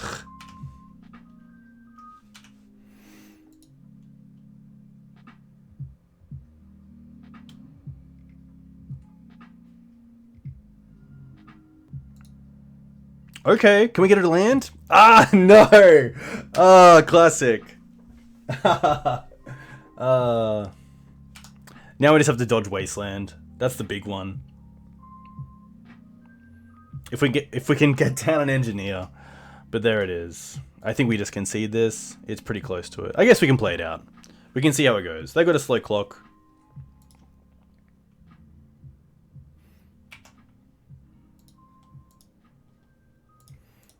Okay. That's something. I did ask for it. I did ask for it. That is true. So apologies to my opponent. I didn't mean to Okay, no Wasteland. Interesting. It looks like they're just trying to draw into something. Come on, land. Come on, land. Come on, land. Come on, land. No blocks. No blocks. Land. Yes! Yes! Oh my gosh. Sometimes you just... It's just that feeling. It's just that feeling.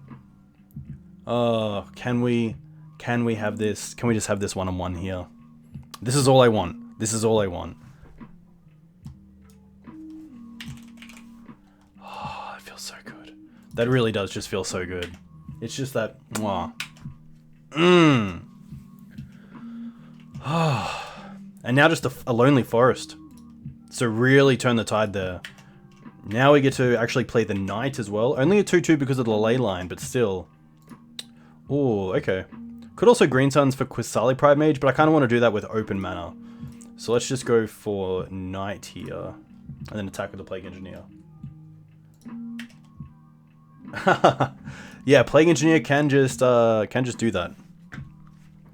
Plague's pretty good. And now we really just 6. Okay, our opponent's going to fetch.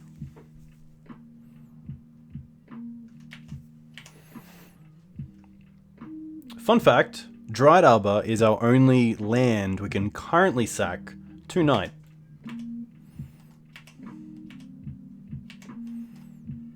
Uro, okay. So now I really want to... 1, 2, 3... Sack Dryad Arbor. I'm just going to get a Savannah here.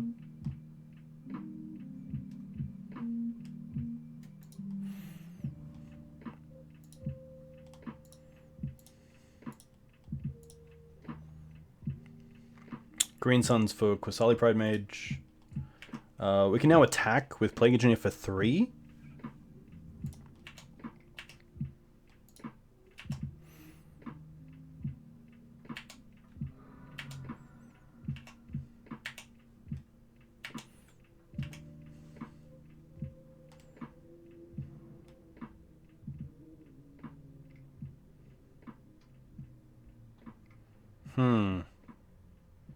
Elspeth. Okay. Soldier creature. Luckily, we do have a second Plague Engineer here.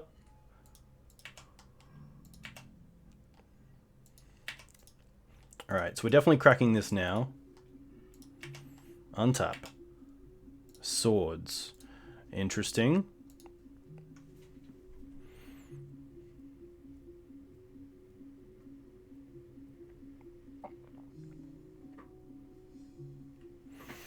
So we do have the option of Plague Engineer on Soldier. We also have the option of Swords the Soldier, crack the Waterlogged Grove, make Knight a 3/3, attack Elspeth for 5.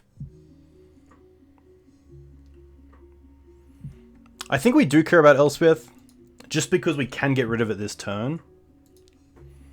I also have the ability to actually just try to wasteland my opponent off green mana.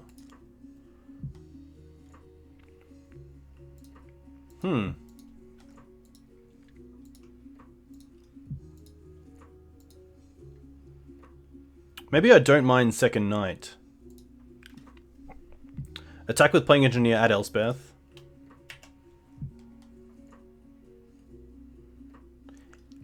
That's a big if. I think, yeah, I think I'm happy to attack with the Plague Engineer. Play a Knight. And then sack the Savannah for a Wasteland on Tropical Island.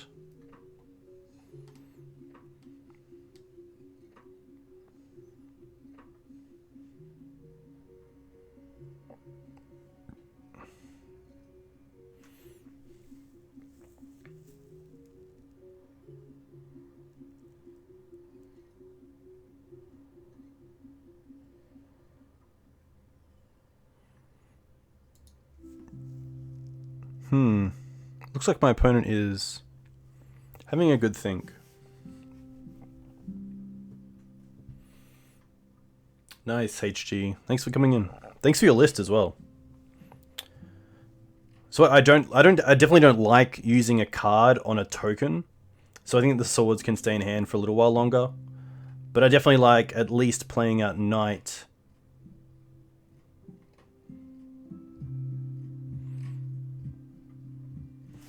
Yeah. Playing out Knight seems good. Force of Vigor. Interesting. I assume they might Force of Vigor in my combat steps, so I couldn't actually use the mana in my main phase. Just gonna quickly check. Yeah, my opponent's still here. Okay.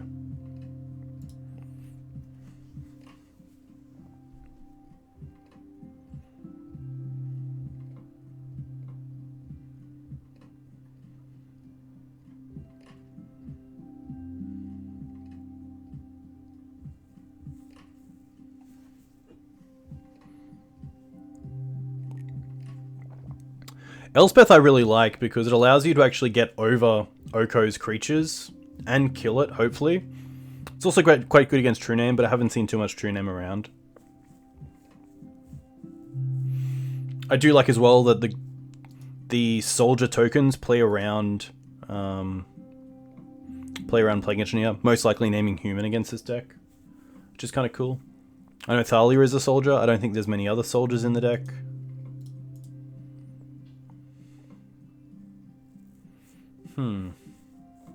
Newly controlled. I like how it says newly controlled. It's pretty cool.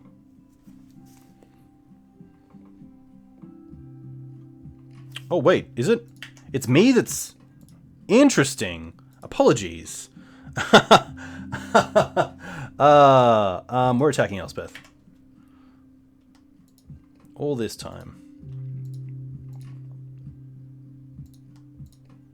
Blocking, okay. Interesting. So now let's go for a Knight.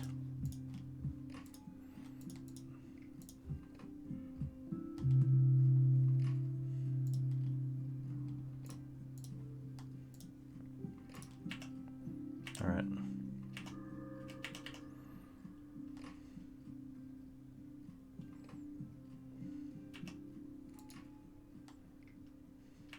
Hex Drinker, okay.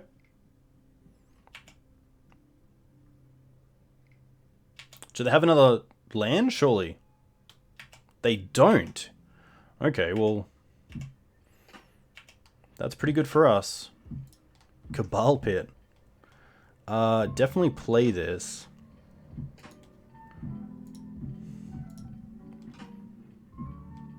Oh, I know what we can do. Let's go for... Swords on Knight. Sorry, Swords on Hex Drinker. Get it out of the way. We can then loam back Wasteland, Dryad Arbor.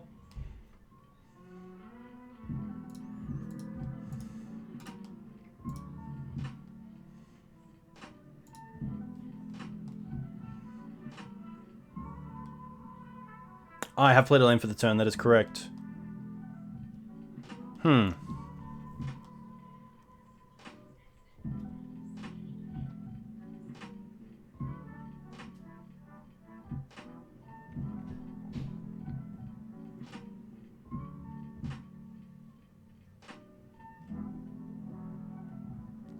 I'm going to get back Savannah. I could get back nothing, but I want to get back Savannah just in case... Just so we definitely have a land next turn that we can use for Knight. And now I'm pretty happy attacking all of these into Elspeth. Interesting. If they double block the Palace Jail... Oh no, okay, that's actually fine.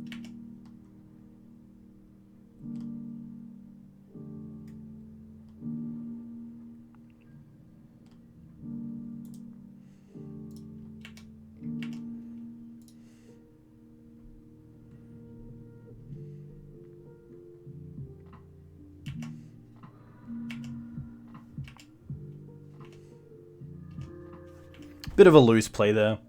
Should have known that I've just played a land for turn. Tunnel vision sometimes. Come on. Come on. We're also down on time, so we definitely need to get cracking. Alright.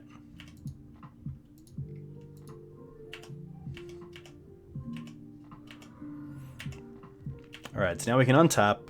We can definitely loam. Nice. Now we can go for loam, get back wasteland. Just wasteland.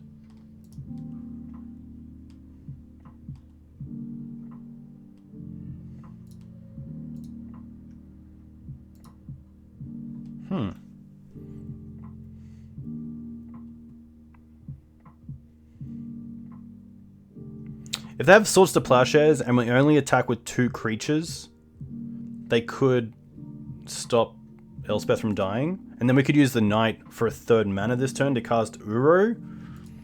I think it's worth trying to see if that works. Attack Elspeth, attack Elspeth.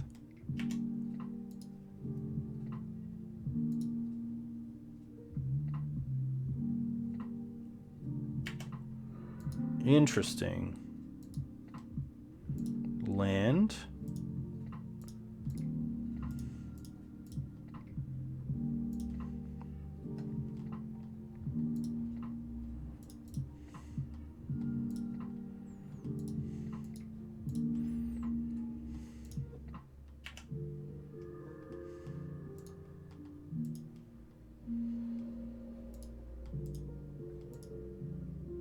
Ah, I don't want to draw. How do I do this? How do I choose to draw? No, actually, let's just loam. Let's just loam.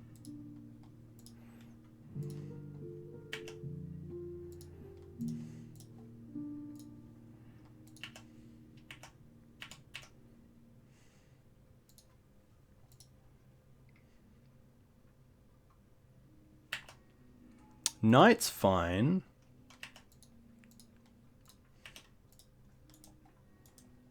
Oh, we can name Dryad with Plague Engineer. That's pretty cool.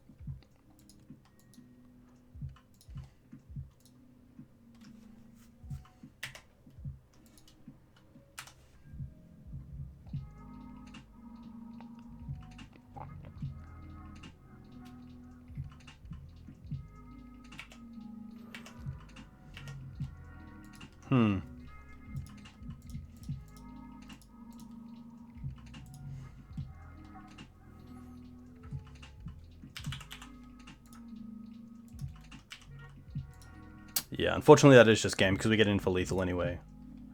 Okay, so it's nice to be on the board.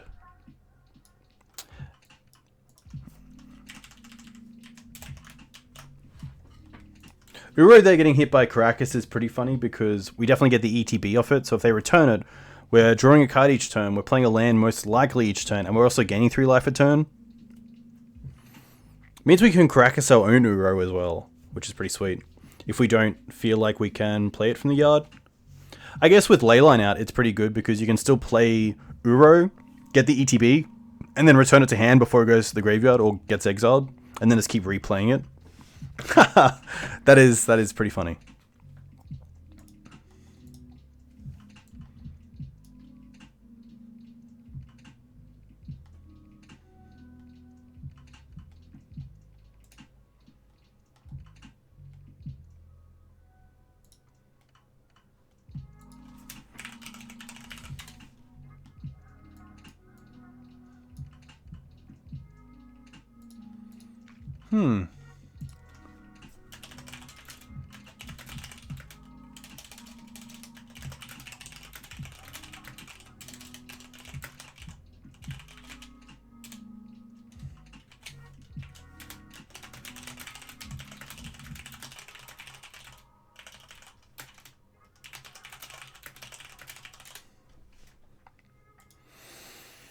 Nice.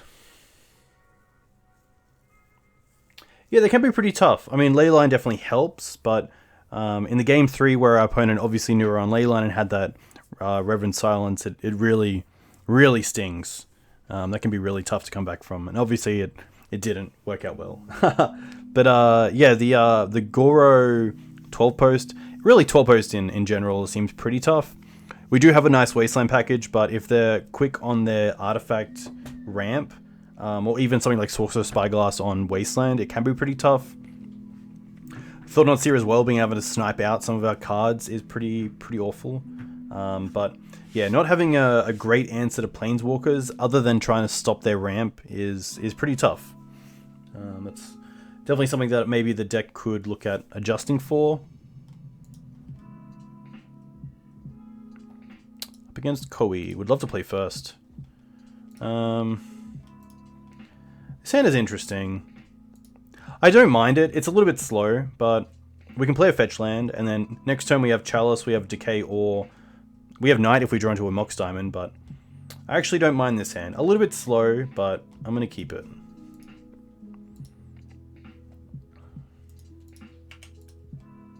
I'm going to lead on the fetch land so we can't get Wasteland at turn 1.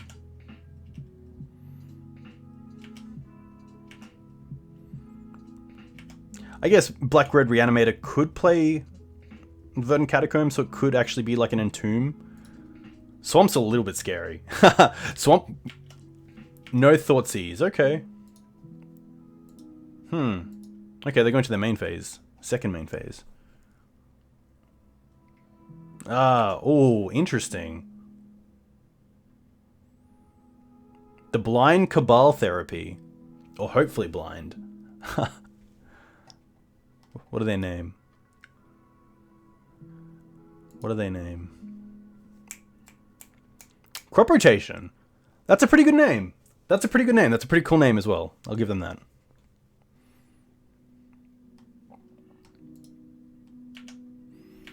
Alright.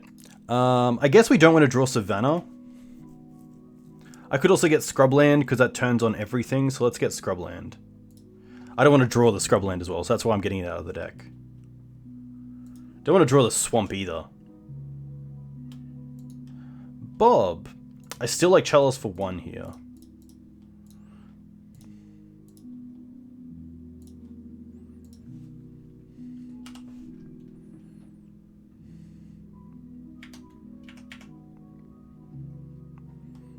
Cabal naming Crop Rotation.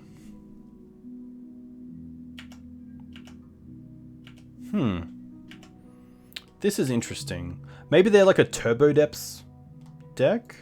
There's the Swamp. This could be Depths, so I think the play is just to play Wasteland and play Bob, hold up Wasteland. I could also hold up Decay, but I want to get my board advantage going, so I'm going to go for Wasteland first and then Dark Confidant. Could be Hogak Depths as well. Usually a little bit more... Yeah, this is interesting. It could even be, to be fair, it could be some sort of NicFit deck with a lot of basics, so maybe like a Veteran Explorer deck.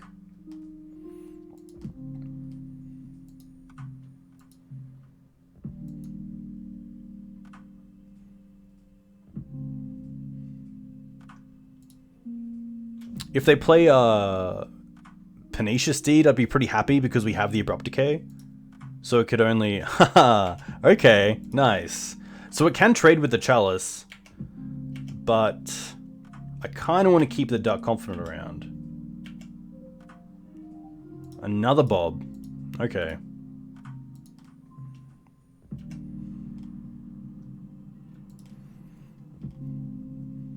I think the way to win this game is just to play Bobs and decay the Pernicious Deed.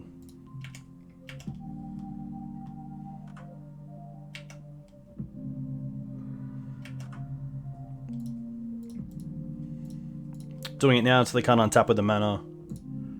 Interesting, they didn't even pop it to hit the Chalice. Maybe they don't know about that interaction of Chalice just being a 0-drop, so they can actually just pump the deed and call it that.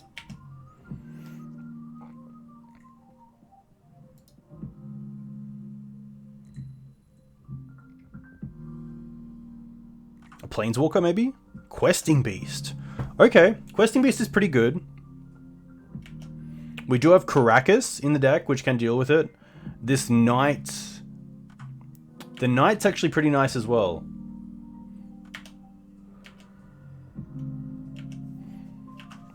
Alright, please be kind, Bobs. Okay. Oh, okay.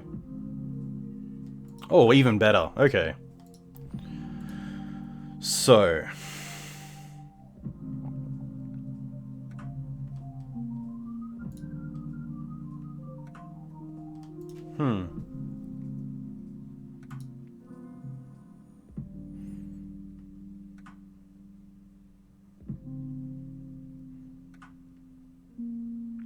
I feel like I want to get rid of one Bob, so I don't mind attacking with both here. I might as well see what we can get with this Tranquil Thicket first. So I'm going to use this Swamp.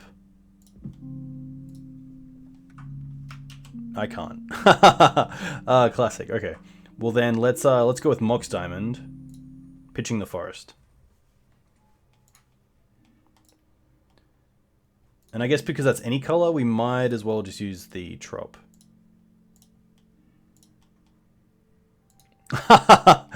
Nice. Very nice. Do we want to return it now? Yeah, let's return it now.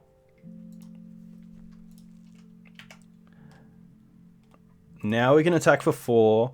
Then we can play the Knight and also have it as a 5/5, which is pretty good. That's a pretty insane play. Pretty insane draw, I should say. Can even make it a 6/6 if we wasteland ourselves, which is kind of nice.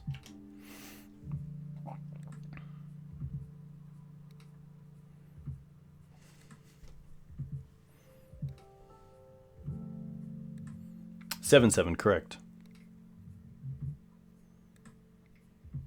Vraska. Okay, Vraska's pretty cool. Probably dealing with the Knight.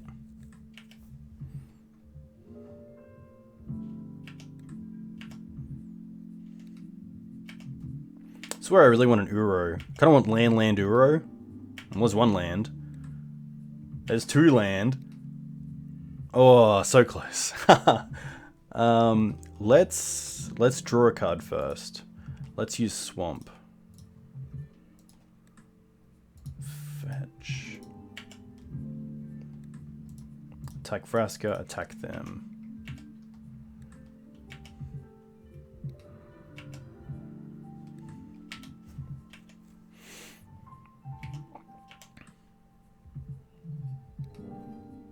Bayou, okay.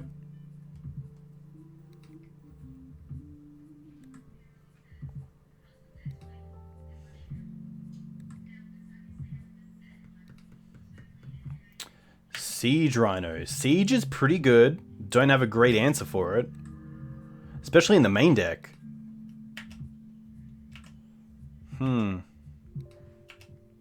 Getting pretty close to just Abrupt Decaying one of our own Bobs. Mox Diamond, okay. Sylvan Library. Scavenging Ooze. Okay, so Ooze is a fantastic draw. Let's go for Mox Diamond, pitching the Underground Sea, because it doesn't tap for green. Play Tropical Island.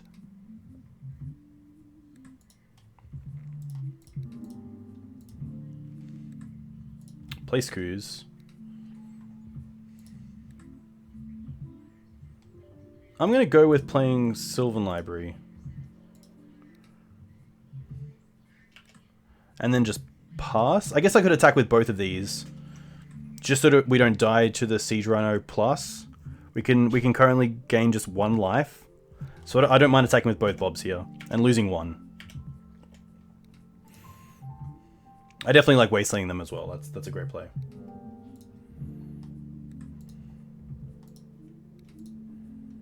This also means the Screws becomes a 4/4 because we can eat this Bob, which is kind of cool.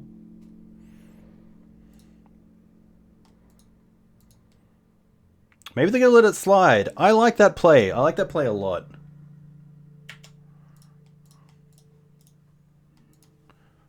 It'd be funny if they had crop rotation. They don't. Okay.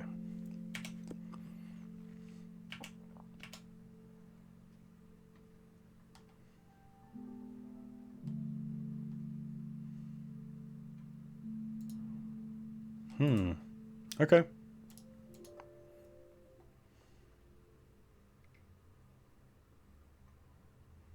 Trophy. Okay, let's definitely go with Eat Night. Gain a life.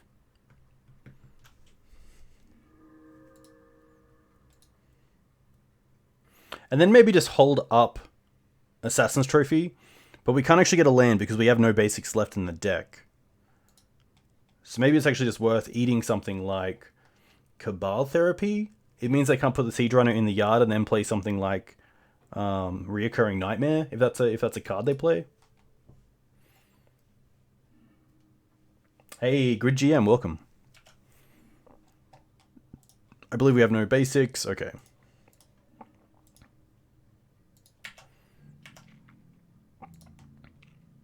All right.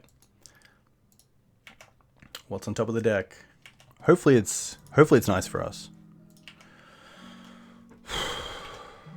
All right, what do we hit? Bob Trigger 1.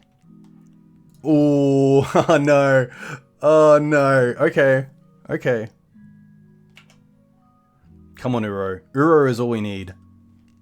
Ah.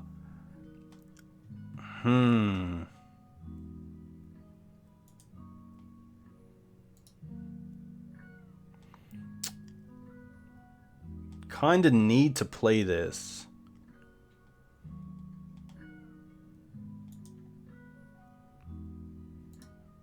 So we need the shuffle effect of Verdant Catacombs.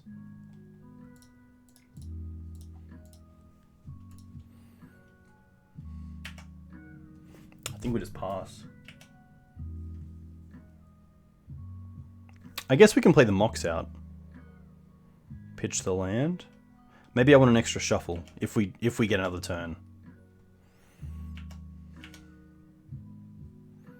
I mean, another Siege Runner does it.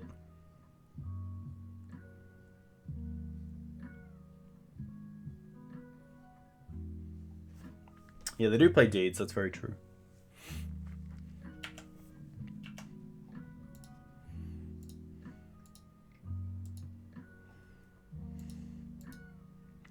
I think we just block with everything. I could also fetch out Dryad Arbor. Going down to 2. Dryad Arbor means we can keep the Qasali Pridemage, which is okay because then it actually just keeps stuff going. No, because then we actually we just die to trample. No, we don't die to trample. We go to 1.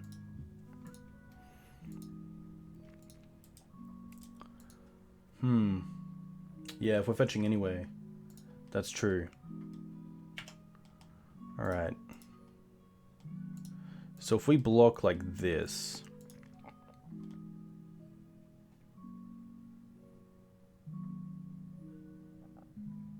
Maybe I actually have to block with everything, because if they have Assassin's Trophy, they can just destroy something and it keeps trampling. Yeah, so I think I have to block with everything to play around removal. Unfortunately.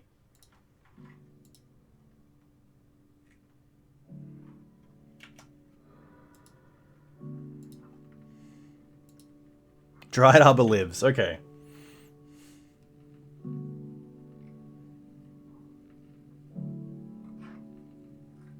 Kaya? Each opponent loses 2 life and you gain 2 life? Ah, classic.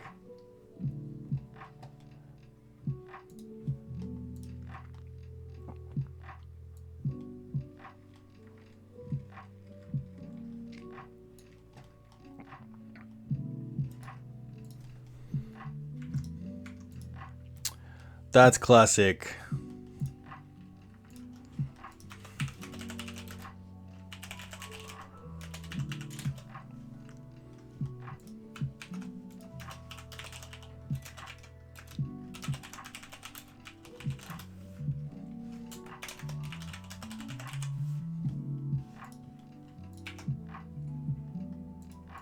I guess we'll see what they do.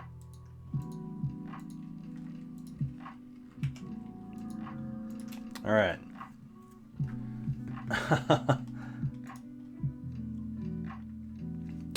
This is an interesting one. I think the engineers are fine. I think the Chalice is probably a little bit too slow.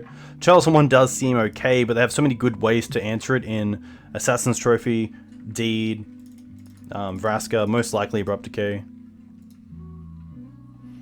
Rex Sage is interesting. Leyline probably isn't worth it. Golgari Charm could be probably worth it. Swords is actually a great card. Maybe the Loams? Loams still seem fine.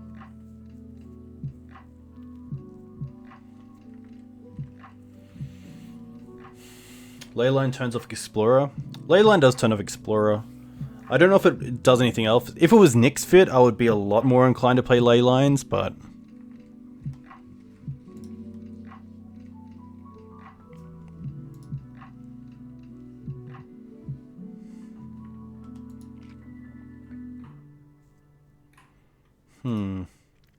One card. Maybe it's Night. Night is pretty great, let's be honest. Maybe it's Decay. I think Decay can probably be dropped down. I don't need all 4 Decays. That's it. I'm gonna keep the core of the deck and see how it goes.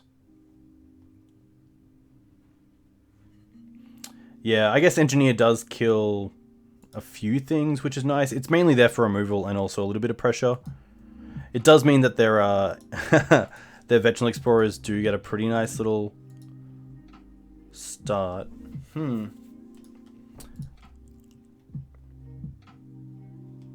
think this is okay. We can Green Suns for Dryad Arbor straight up, and then have up Dark Confidant and Tranquil Thicket, which is kind of nice.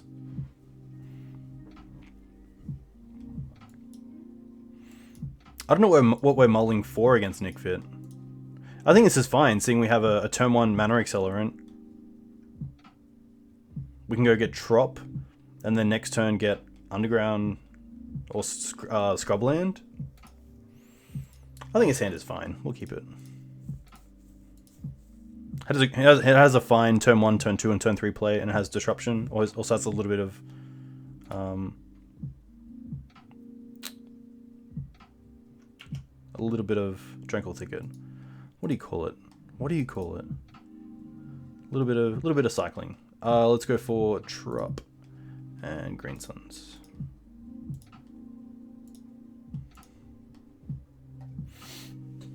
Hey, Jesus. Welcome to the stream. Hope you're having a good week. Currently up against NicFit, and we are currently 0-1.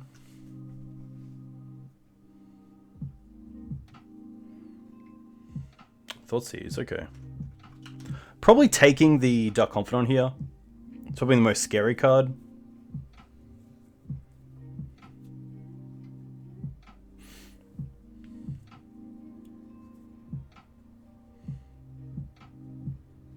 So I don't mind fetching for Scrubland and then cycling Tranquil Thicket if we don't draw into another 2-drop. I don't really want to play the blind... Okay, well there's Bob. Let's go for Thicket first, because I might... If we draw into Wasteland, there'd be another option. Okay, Decay.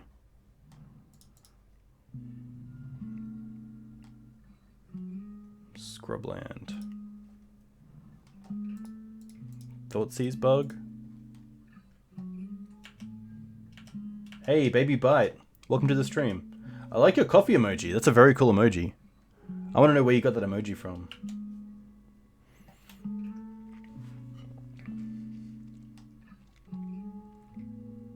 Fatal Push, okay. Interesting, the old one-lander. Can we get Wasteland one time? Waterlogged, okay. Interesting. I'm going to... see if we can draw into a 2-drop. Oh, there's the Wasteland. Alright. You got it from Part 2 Exile streamer Garotha. Interesting. Okay, that's cool.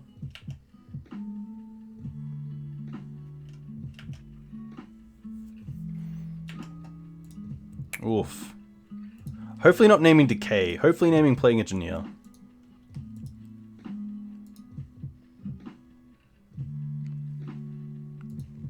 Alright.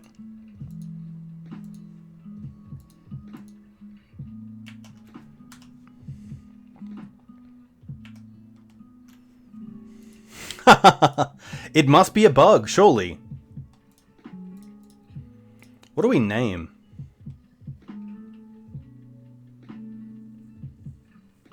I don't know if we name human. Because human just gives them a free out to with Veteran Explorer.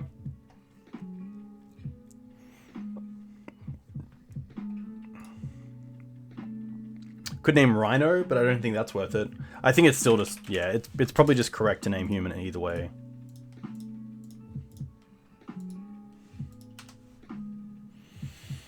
Name birds. Interesting.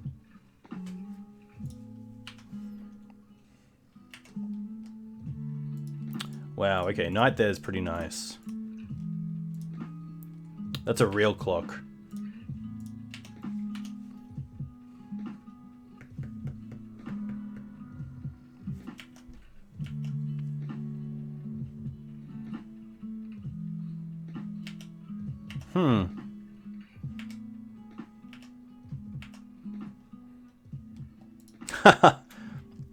I wonder if they play their own Dryad Arbor.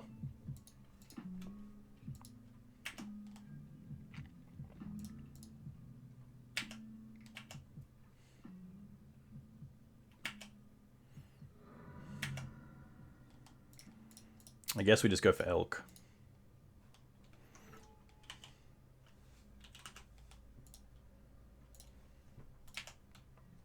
It might give away that we have, like, they might think we have Oko in hand.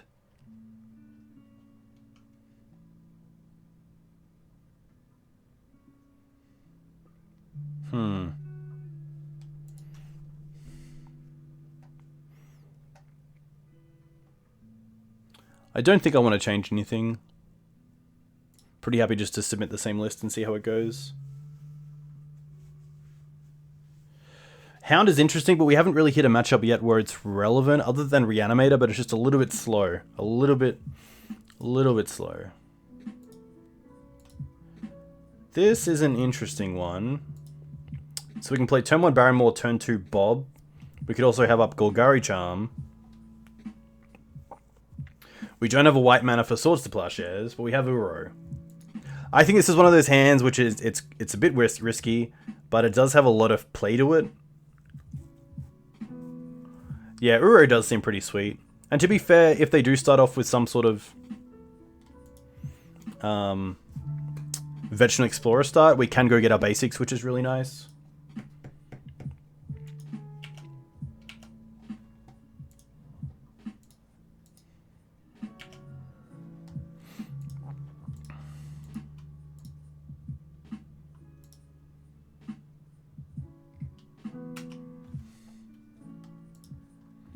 Probably taking Bob here, but maybe if they take a removal spell, it kind of gives a little bit more about their hand away. Taking Uro, okay. Obviously knowing that card is quite good. Sylvan Library. Okay, Barren Moor pass. What is Golgari Charm doing? It can give -1/-1 if we need it. It can also blow up something like Pernicious Deed, or if they're playing Sylvan Library. Sylvan Library?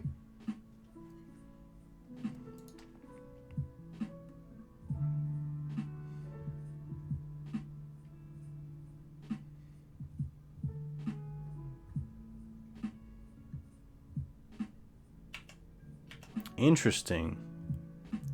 Just passing with like Abrupt Decay mana up. I really didn't want to draw this. That's pretty rough.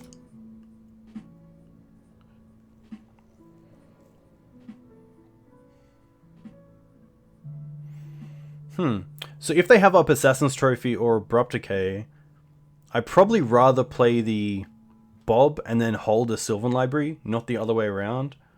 I think Sylvan Library is just a little bit better than Bob. They also don't know about the Sylvan Library, so that kind of works better against things like Cabal Therapy.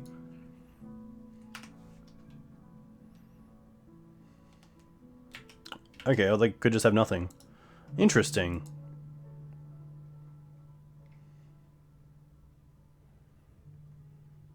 Green Suns for 1, okay. Explorer. Ah, they can sack this for double black.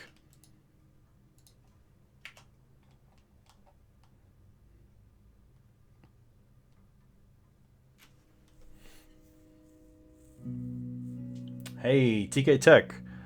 This is... I'm going to quickly give you guys...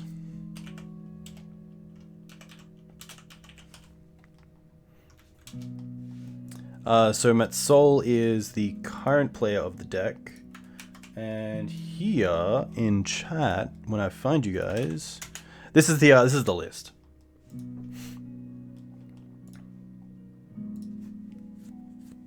Probably swords here on Bob, sadly. Playing engineer, okay.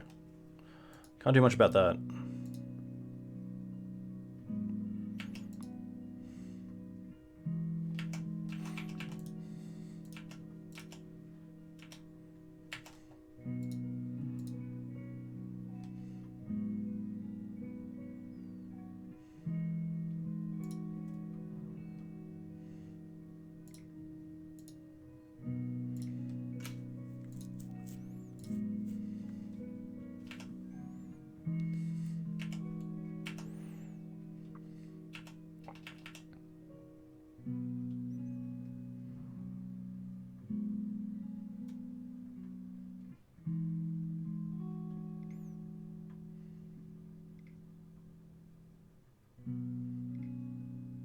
Five mana.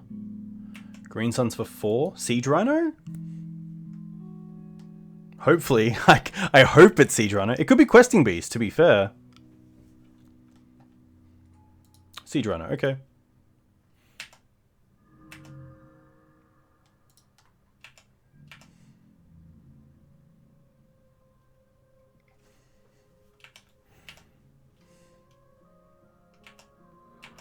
We're not even close to getting back Uro. That's pretty sad.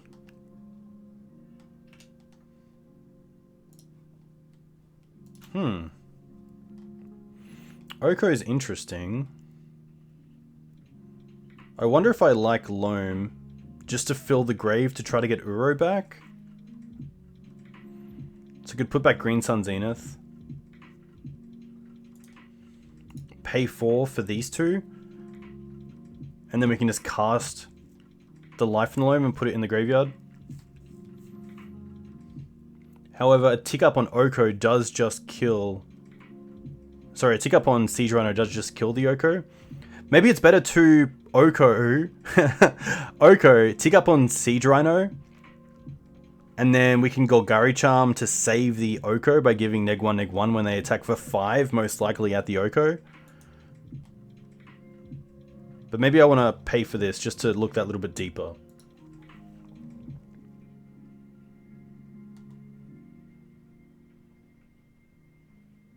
We don't have the mana for Oko and Golgari Charm. Interesting.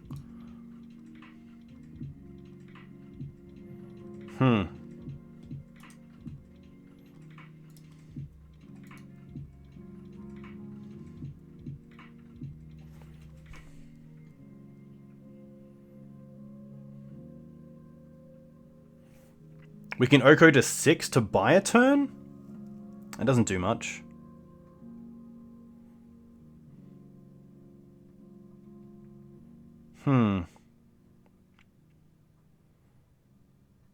Maybe it's Engineer, hold up.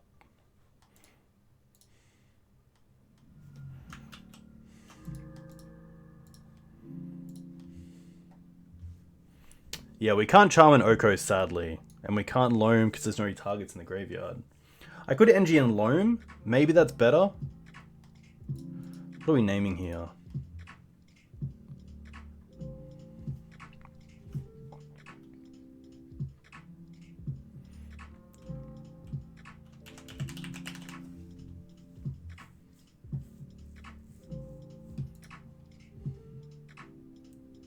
Hey, yeah, that's true. Okay, let's name Carrier.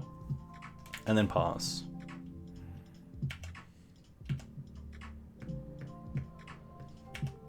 Death Touch on Rhino was really nice.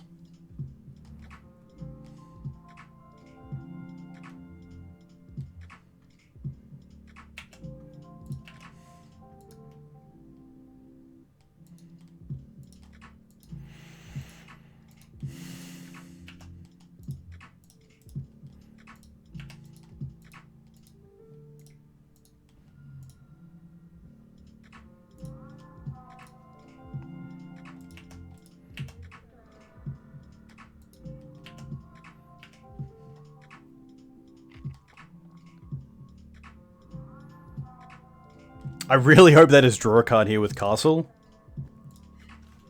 Nothing. Interesting.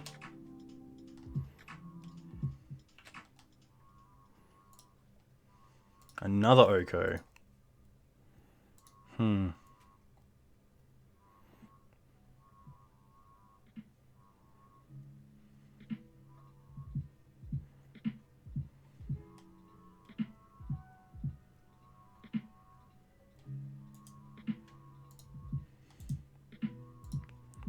I kind of just want the cycle of Green Suns here. Is that too much to ask? Green Suns for Scoos, and then we can eat something if we need.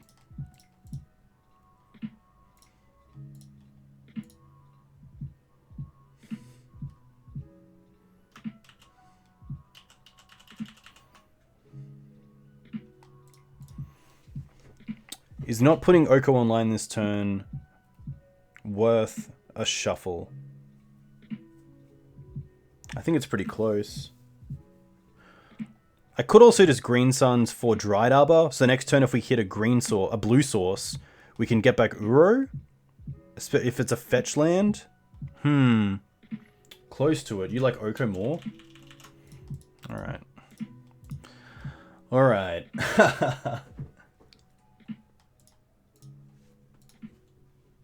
This also gains us life, so we can actually use this to use Sylvan Library a little bit better. Oof. That's fine. Casting Oko is usually the correct move, yeah. You can just loam target nothing to shuffle right with Dredge. Yeah, that's very true as well. You can do that. That's pretty sweet.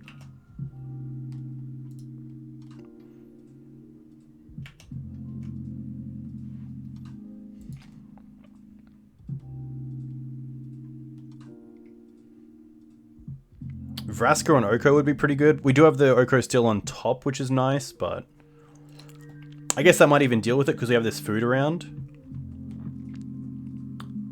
This looks like Vraska. The Elder Reborn? Okay. Alright, well that's a great reason to keep around Ooze. Nice. This is a very cool player. Oh, we both sack a Planeswalker. Okay. Yep.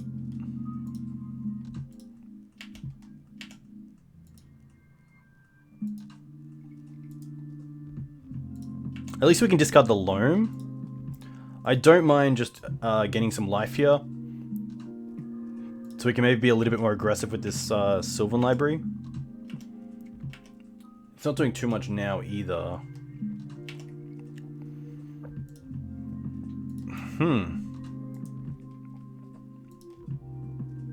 Name Dryad?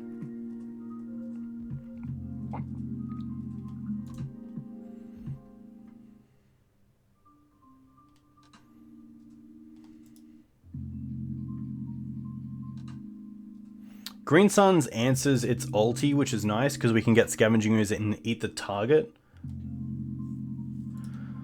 6 minutes. Alright, let's play fast.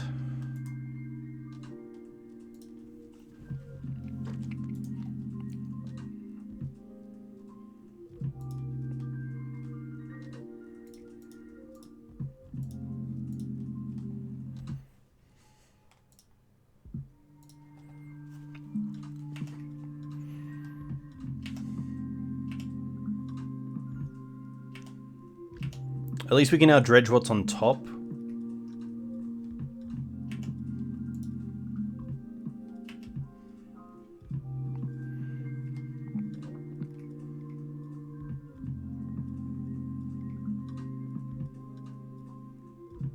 I guess Deed would be pretty good. Pelucranos, okay. Alright.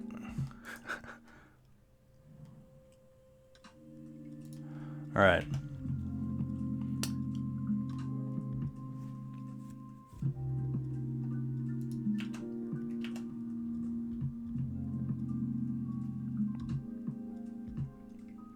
Hey, Craig 2. Welcome to the stream.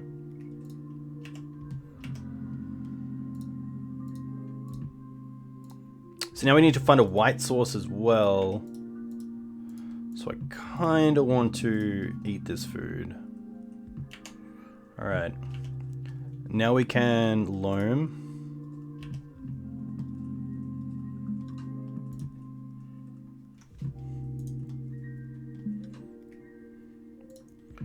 Put on top, put on top. Wasteland, Wasteland, Bog. Okay, so we still don't have white mana.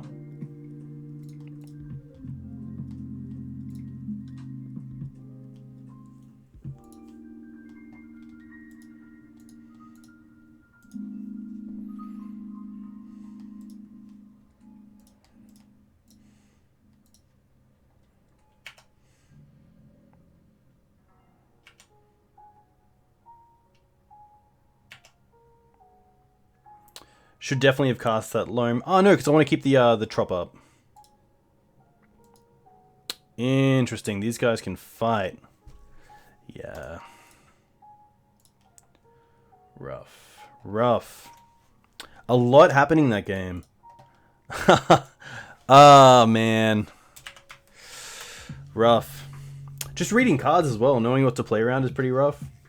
What deck are we on? We're on a Bant Loam. So playing the new Euros.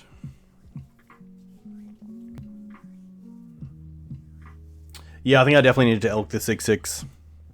100%.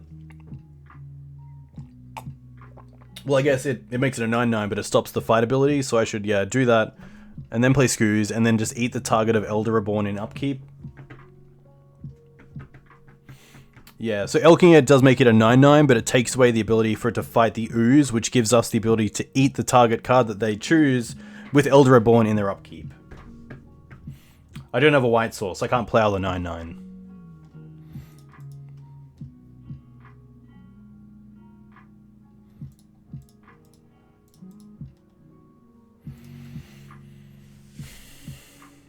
I had a loam, but it was in my hand.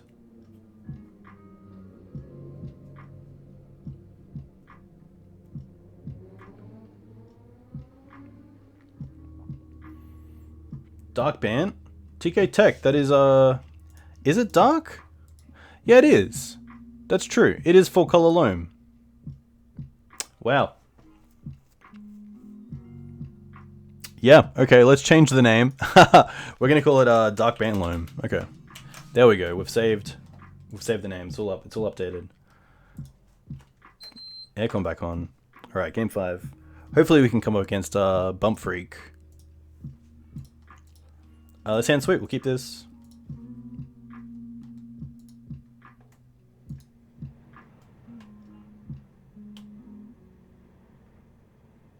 Is it sweet? I just noticed the lands we have, so that's pretty rough. So we can play the Dryad Arbor out. I don't mind Dryad Arbor pass.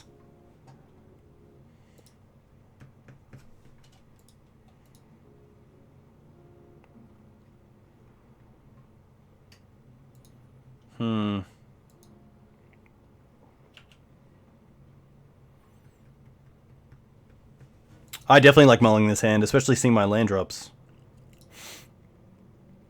I guess because the Dryad Arbor is open to so much removal in creatures as well, I'm just going to go with the Tranquil Thicket.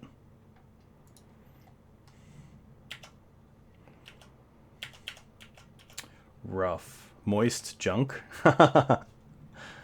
Yeah, that name's okay. Underground Sea. Rough.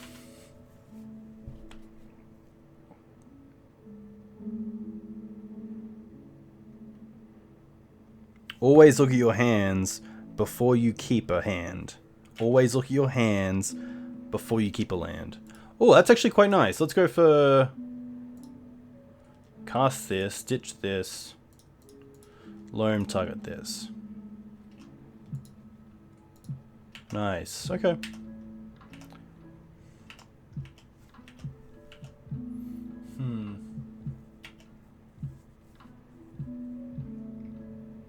Delver, okay. Interesting. Either Grixis or Bug Delver.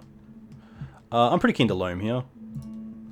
Mox, Verdant, Mox.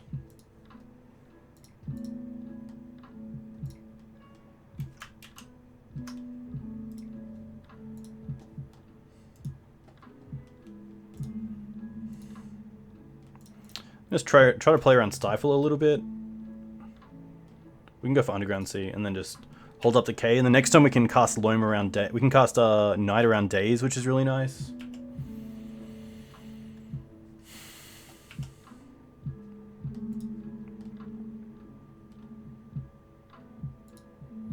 No reveal, okay.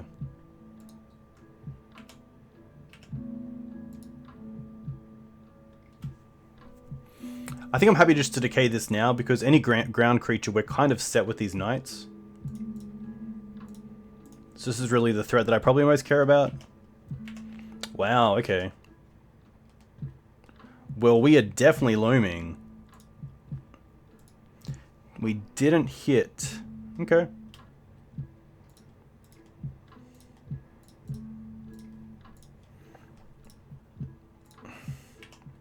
No, not even a force. Interesting. We hit forest. At least this means next turn they kind of have to hit something or else we have Wasteland online, which is cool. They kept the one lander.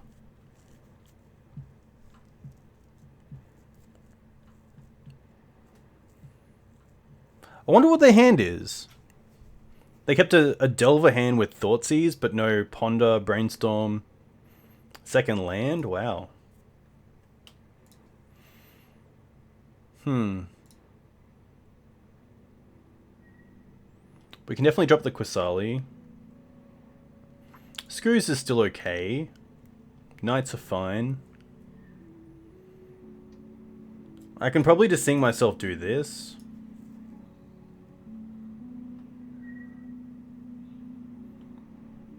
I still like Chalices a lot.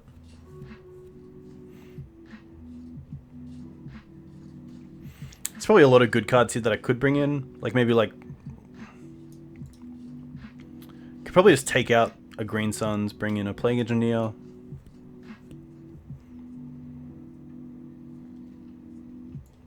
Cabal Pit's fine, but I think I'd rather just have 2 Plague Engineers and just go like this. They could be on like a Young Pyromancer build, they could be on a True Name build, so having Plague Engineer seems pretty good. Could definitely drop the Bobs as well, especially if they're on a red splash. It can get a little bit dicey having Bob on the field.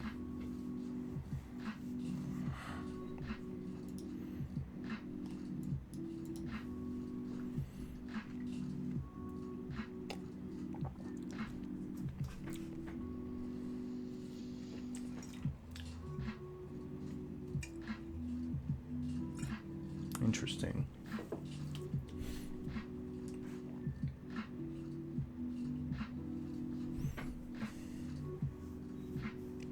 Golgari Charm could be pretty interesting. Tabernacle's pretty nice if they are on the Young Pyromancer plan, but if they're just on straight Bug, then I'm not too impressed by playing that.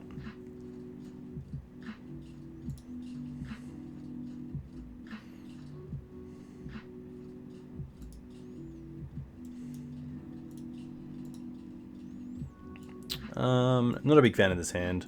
We don't have the green source, and we don't... I'm going to assume my opponent is most likely on Wasteland, so this hand doesn't do a whole lot in the early game. This is a bit better, but still quite slow. I don't really want to go to 5 against my opponent, so I think we'll just keep this. And probably bottom the Bayou and just keep the Barren Moor.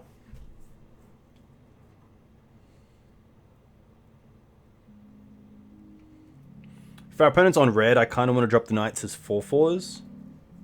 So I definitely want to keep the Verdant. Maybe I want to drop the Forest. Yeah. That way I can still fetch for anything that I wish. And also have the Forest as a hit if I want to grab it.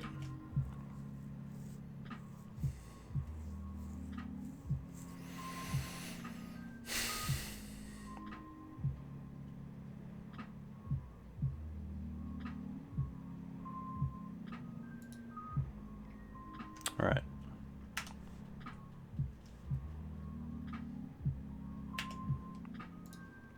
Green Suns is kind of nice. I don't mind Bayou for Green Suns and then hold up Savannah.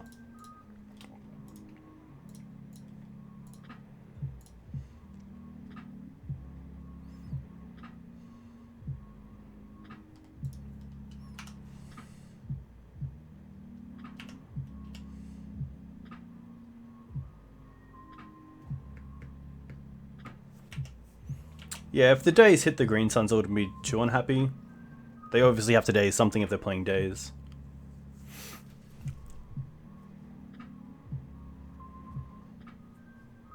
At least in this variant. Oh, are they giving me the option? They're not giving me the option to trade. Interesting.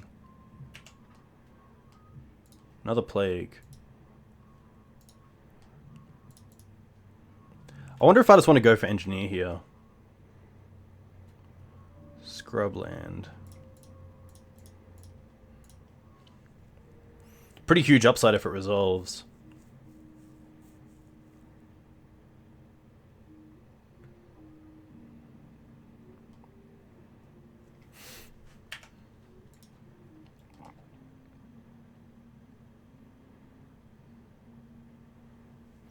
So I assume the play here is Brainstorm, find a counterspell, counter the Plague Engineer, and then untap, reveal something for Delver, and then fetch if you want to.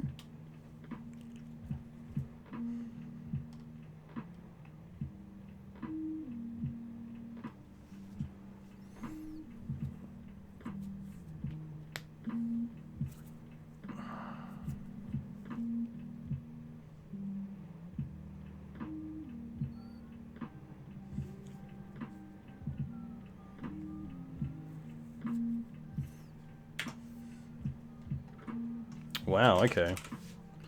Definitely name human. Is it a... yeah, human wizard. I think human's better because it...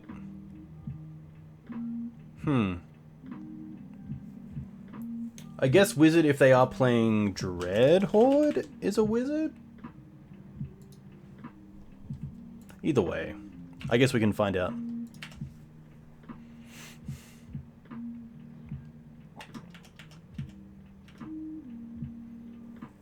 How's your matchup against Belcher and Oops? That is interesting. I think it definitely depends on, do we get a second turn? And can we find Collector Oof pretty fast? We do have Mox Diamond, so we can have the gas hand of just Mox Diamond land Collector Oof. Thali is okay as well on the play with a Mox Diamond, but you really depend on the Mox Diamond starts. Or maybe even Leyline if they're on Echoes. But it's tough. I think that that fast combo like that can be pretty good.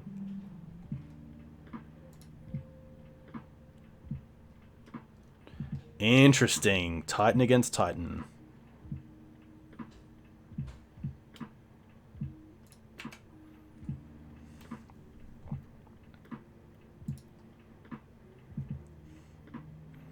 Hey, Cherry X-Man. A huge thank you for the party raid. Let me know where you're from. If you play Legacy, what do you play in Legacy? Alright, so I believe we discard first. And then if we discard a non-land card... who didn't discard a non-land card this way.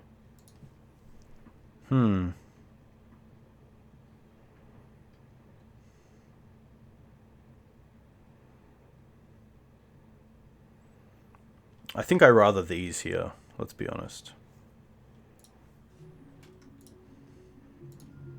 Take the 3 and just keep the gas.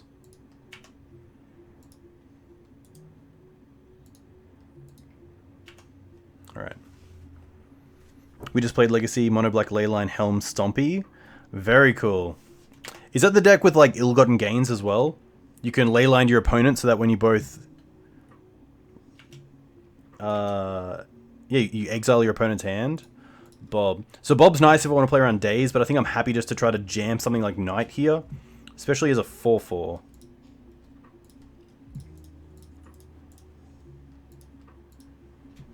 If it gets Days, it actually takes it away from Carthrax just that little bit more, but it's going to resolve, which is really nice. You played Elves? Elves is pretty sweet. Pretty hard matchup for a lot of the fair decks that I play. Elves just goes too wide, too fast. And of course, I'm a big fan of Thalia decks, and Thalia doesn't do a whole lot against a bunch of creatures. Where are you from? Are you from the US?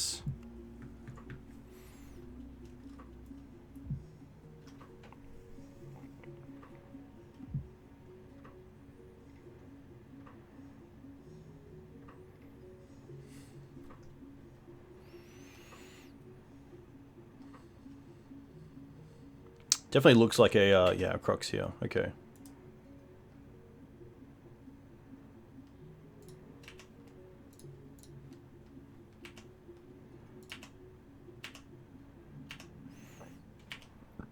So this is a pretty easy one because we get to... Oh, we get to play a land as well. Nice. Play a land. Play a knight.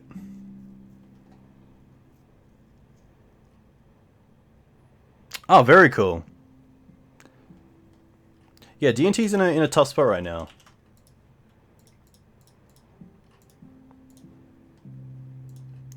Play around days. Doesn't play around fours. That's always something to say. What's modern like at the coast? It is card house, magic card house.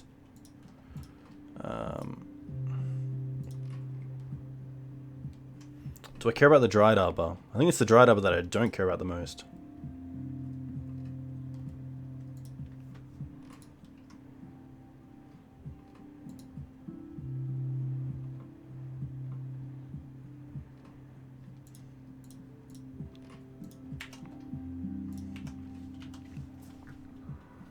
We played the car house. Dare to be a donut. Always in chat. Always watching. What night do they play modern at the Gold Coast? At the Sunshine Coast, sorry. Lurking.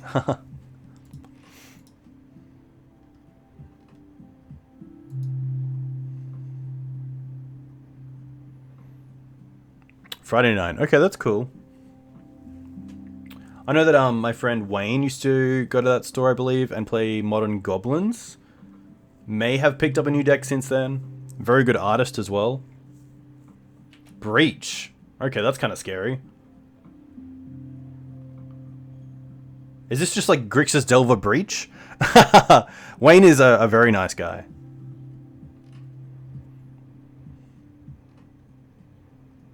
He's on Adnors? That's right, I remember that. So we know they have the God in hand and 2 other cards. Okay, 1 other card. So they're obviously doing something here. Most likely pondering or brainstorming.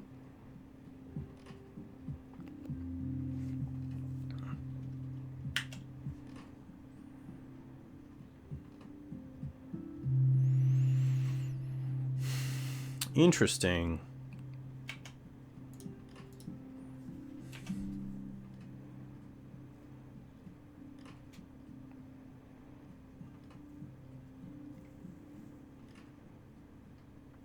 Ah, interesting. Okay.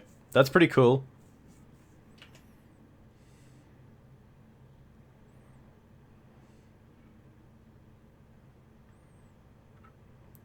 Oh, okay. Well, that is it.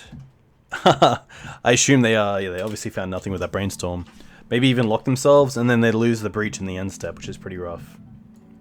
Yeah, this list was a lot of fun. MatsOle obviously is a much better pilot at Loam, but it's very cool to see this deck get multiple 5-0s under his belt. Uro's pretty cool. Sometimes, even for this list, the double green, double blue was pretty tough. We do have a bunch of cards, a bunch of mana sources that don't actually tap for those colors, which is pretty rough. But even just the ability to cast it, get the value, and then you know, leave it in the graveyard is more than fine, which is pretty cool. The decays were really nice. I could see like Assassin's Trophy somewhere in the 75. The issue is that this is a Wasteland deck.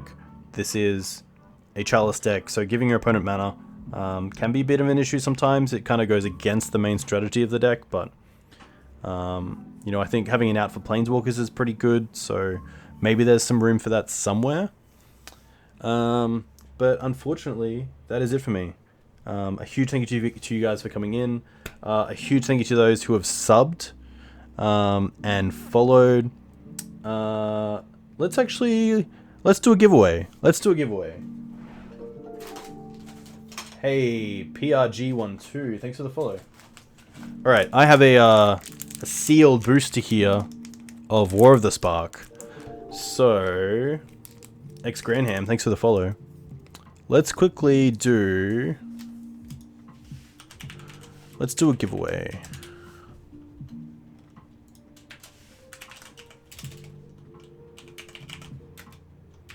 All right. If you type Doogs in chat, I will pick a winner to send this booster to. Hopefully, you will allow me to open it on stream, and then I'll obviously send you the contents as well. Extra points if you're a follower. No, I can't do that. But if you do want to follow my content, you can definitely follow me. You can also find me on Twitter at Twitter/Doogs on Twitch, which I will link, of course. You can also find all my videos on YouTube/C/Doogs on Twitch. So all my recordings, all my private recordings as well.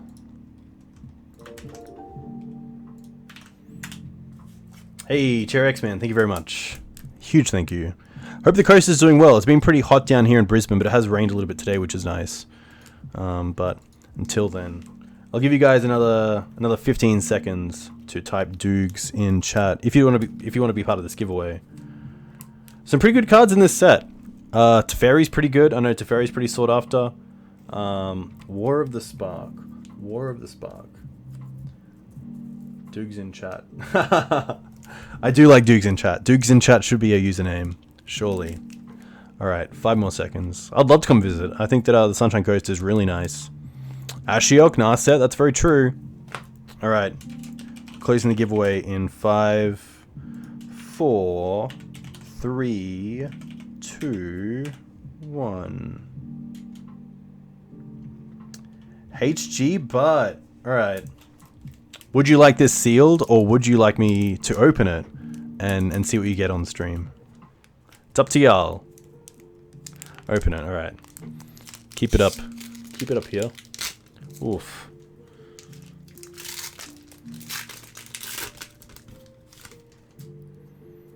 So I believe the rares are at the back of this one. So we'll go... what do we have?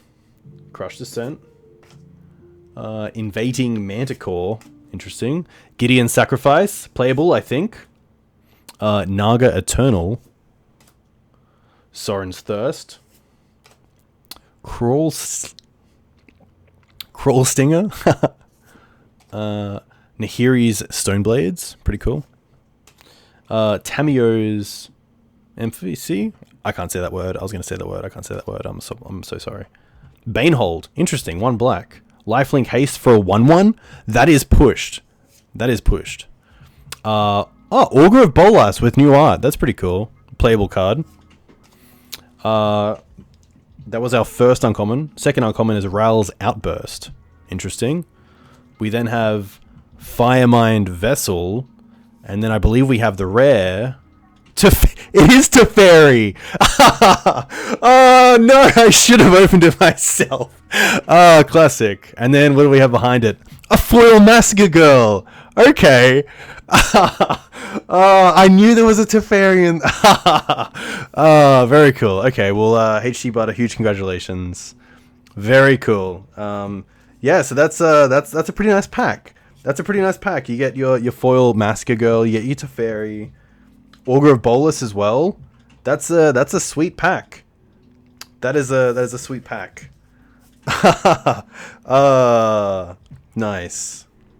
That's very cool. That's awesome. All right. HG, if you send me your details in a PM, I'll send it to you in post tomorrow. But that is it. I can't believe it was Teferi. You know what? That means we're opening another one. We got one more. And we will open it. So all you got to do is type in "but" with a double T, and we'll give away this one as well, because there is definitely Definitely a chance there could be another Teferi in here. That was cool as well, because we did the whole, like, slow-mo thing. Just going through the commons, young commons. I thought it was going to be trash, but Teferi and Foil Massacre Girl is pretty good. That is but with a double T. Man. I actually cannot believe it was Teferi. No full stop, TK. No full stop. Wow. Oh no, I dropped Teferi behind my box. Alright. Just do both, see what happens. Yeah. I can't believe it was Teferi. That's classic. Alright. We're gonna cut this off. Here we go. Giveaway is closed in 10 seconds. I'm gonna give you guys a few more seconds. 4, 3, 2, 1. TK Tech, welcome to the stream. Would you like me to open this? Would you like me to open this? Yo, haha. All right, we're opening it. We're opening it. All right. What do we got?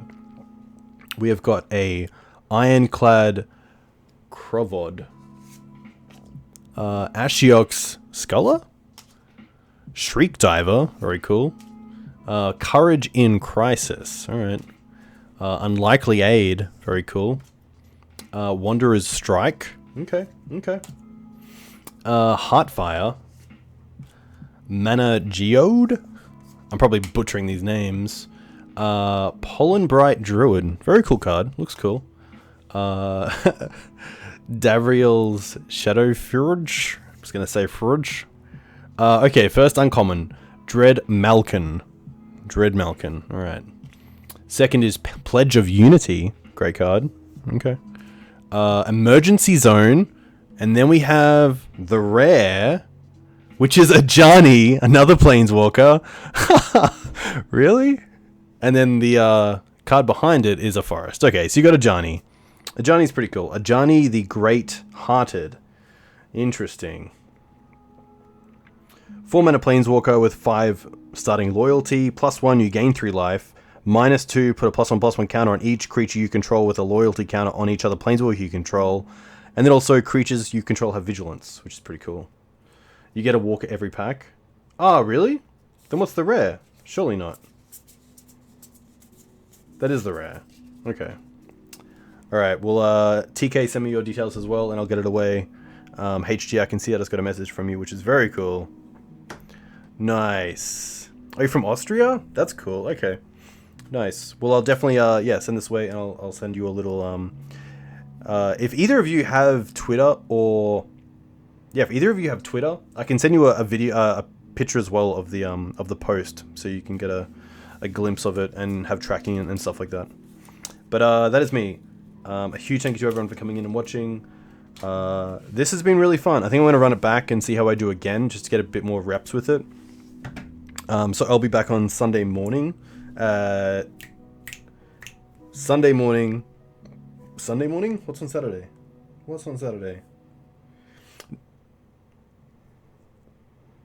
Oh, Saturday's Highlander, of course.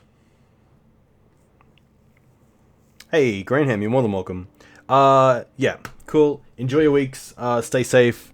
And I'll see you on stream Sunday morning at 10 AM Australian Eastern Standard Time. I'm going to quickly send you guys... Sadly, there's no one else on. Maybe Kaiser. I'm just going to quickly see. Okay, yeah, Kaiser's playing some Magic.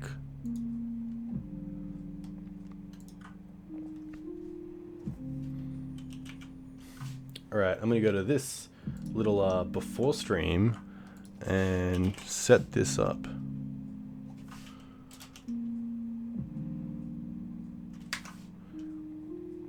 It's not going to work. Thanks, guys. Have a good one.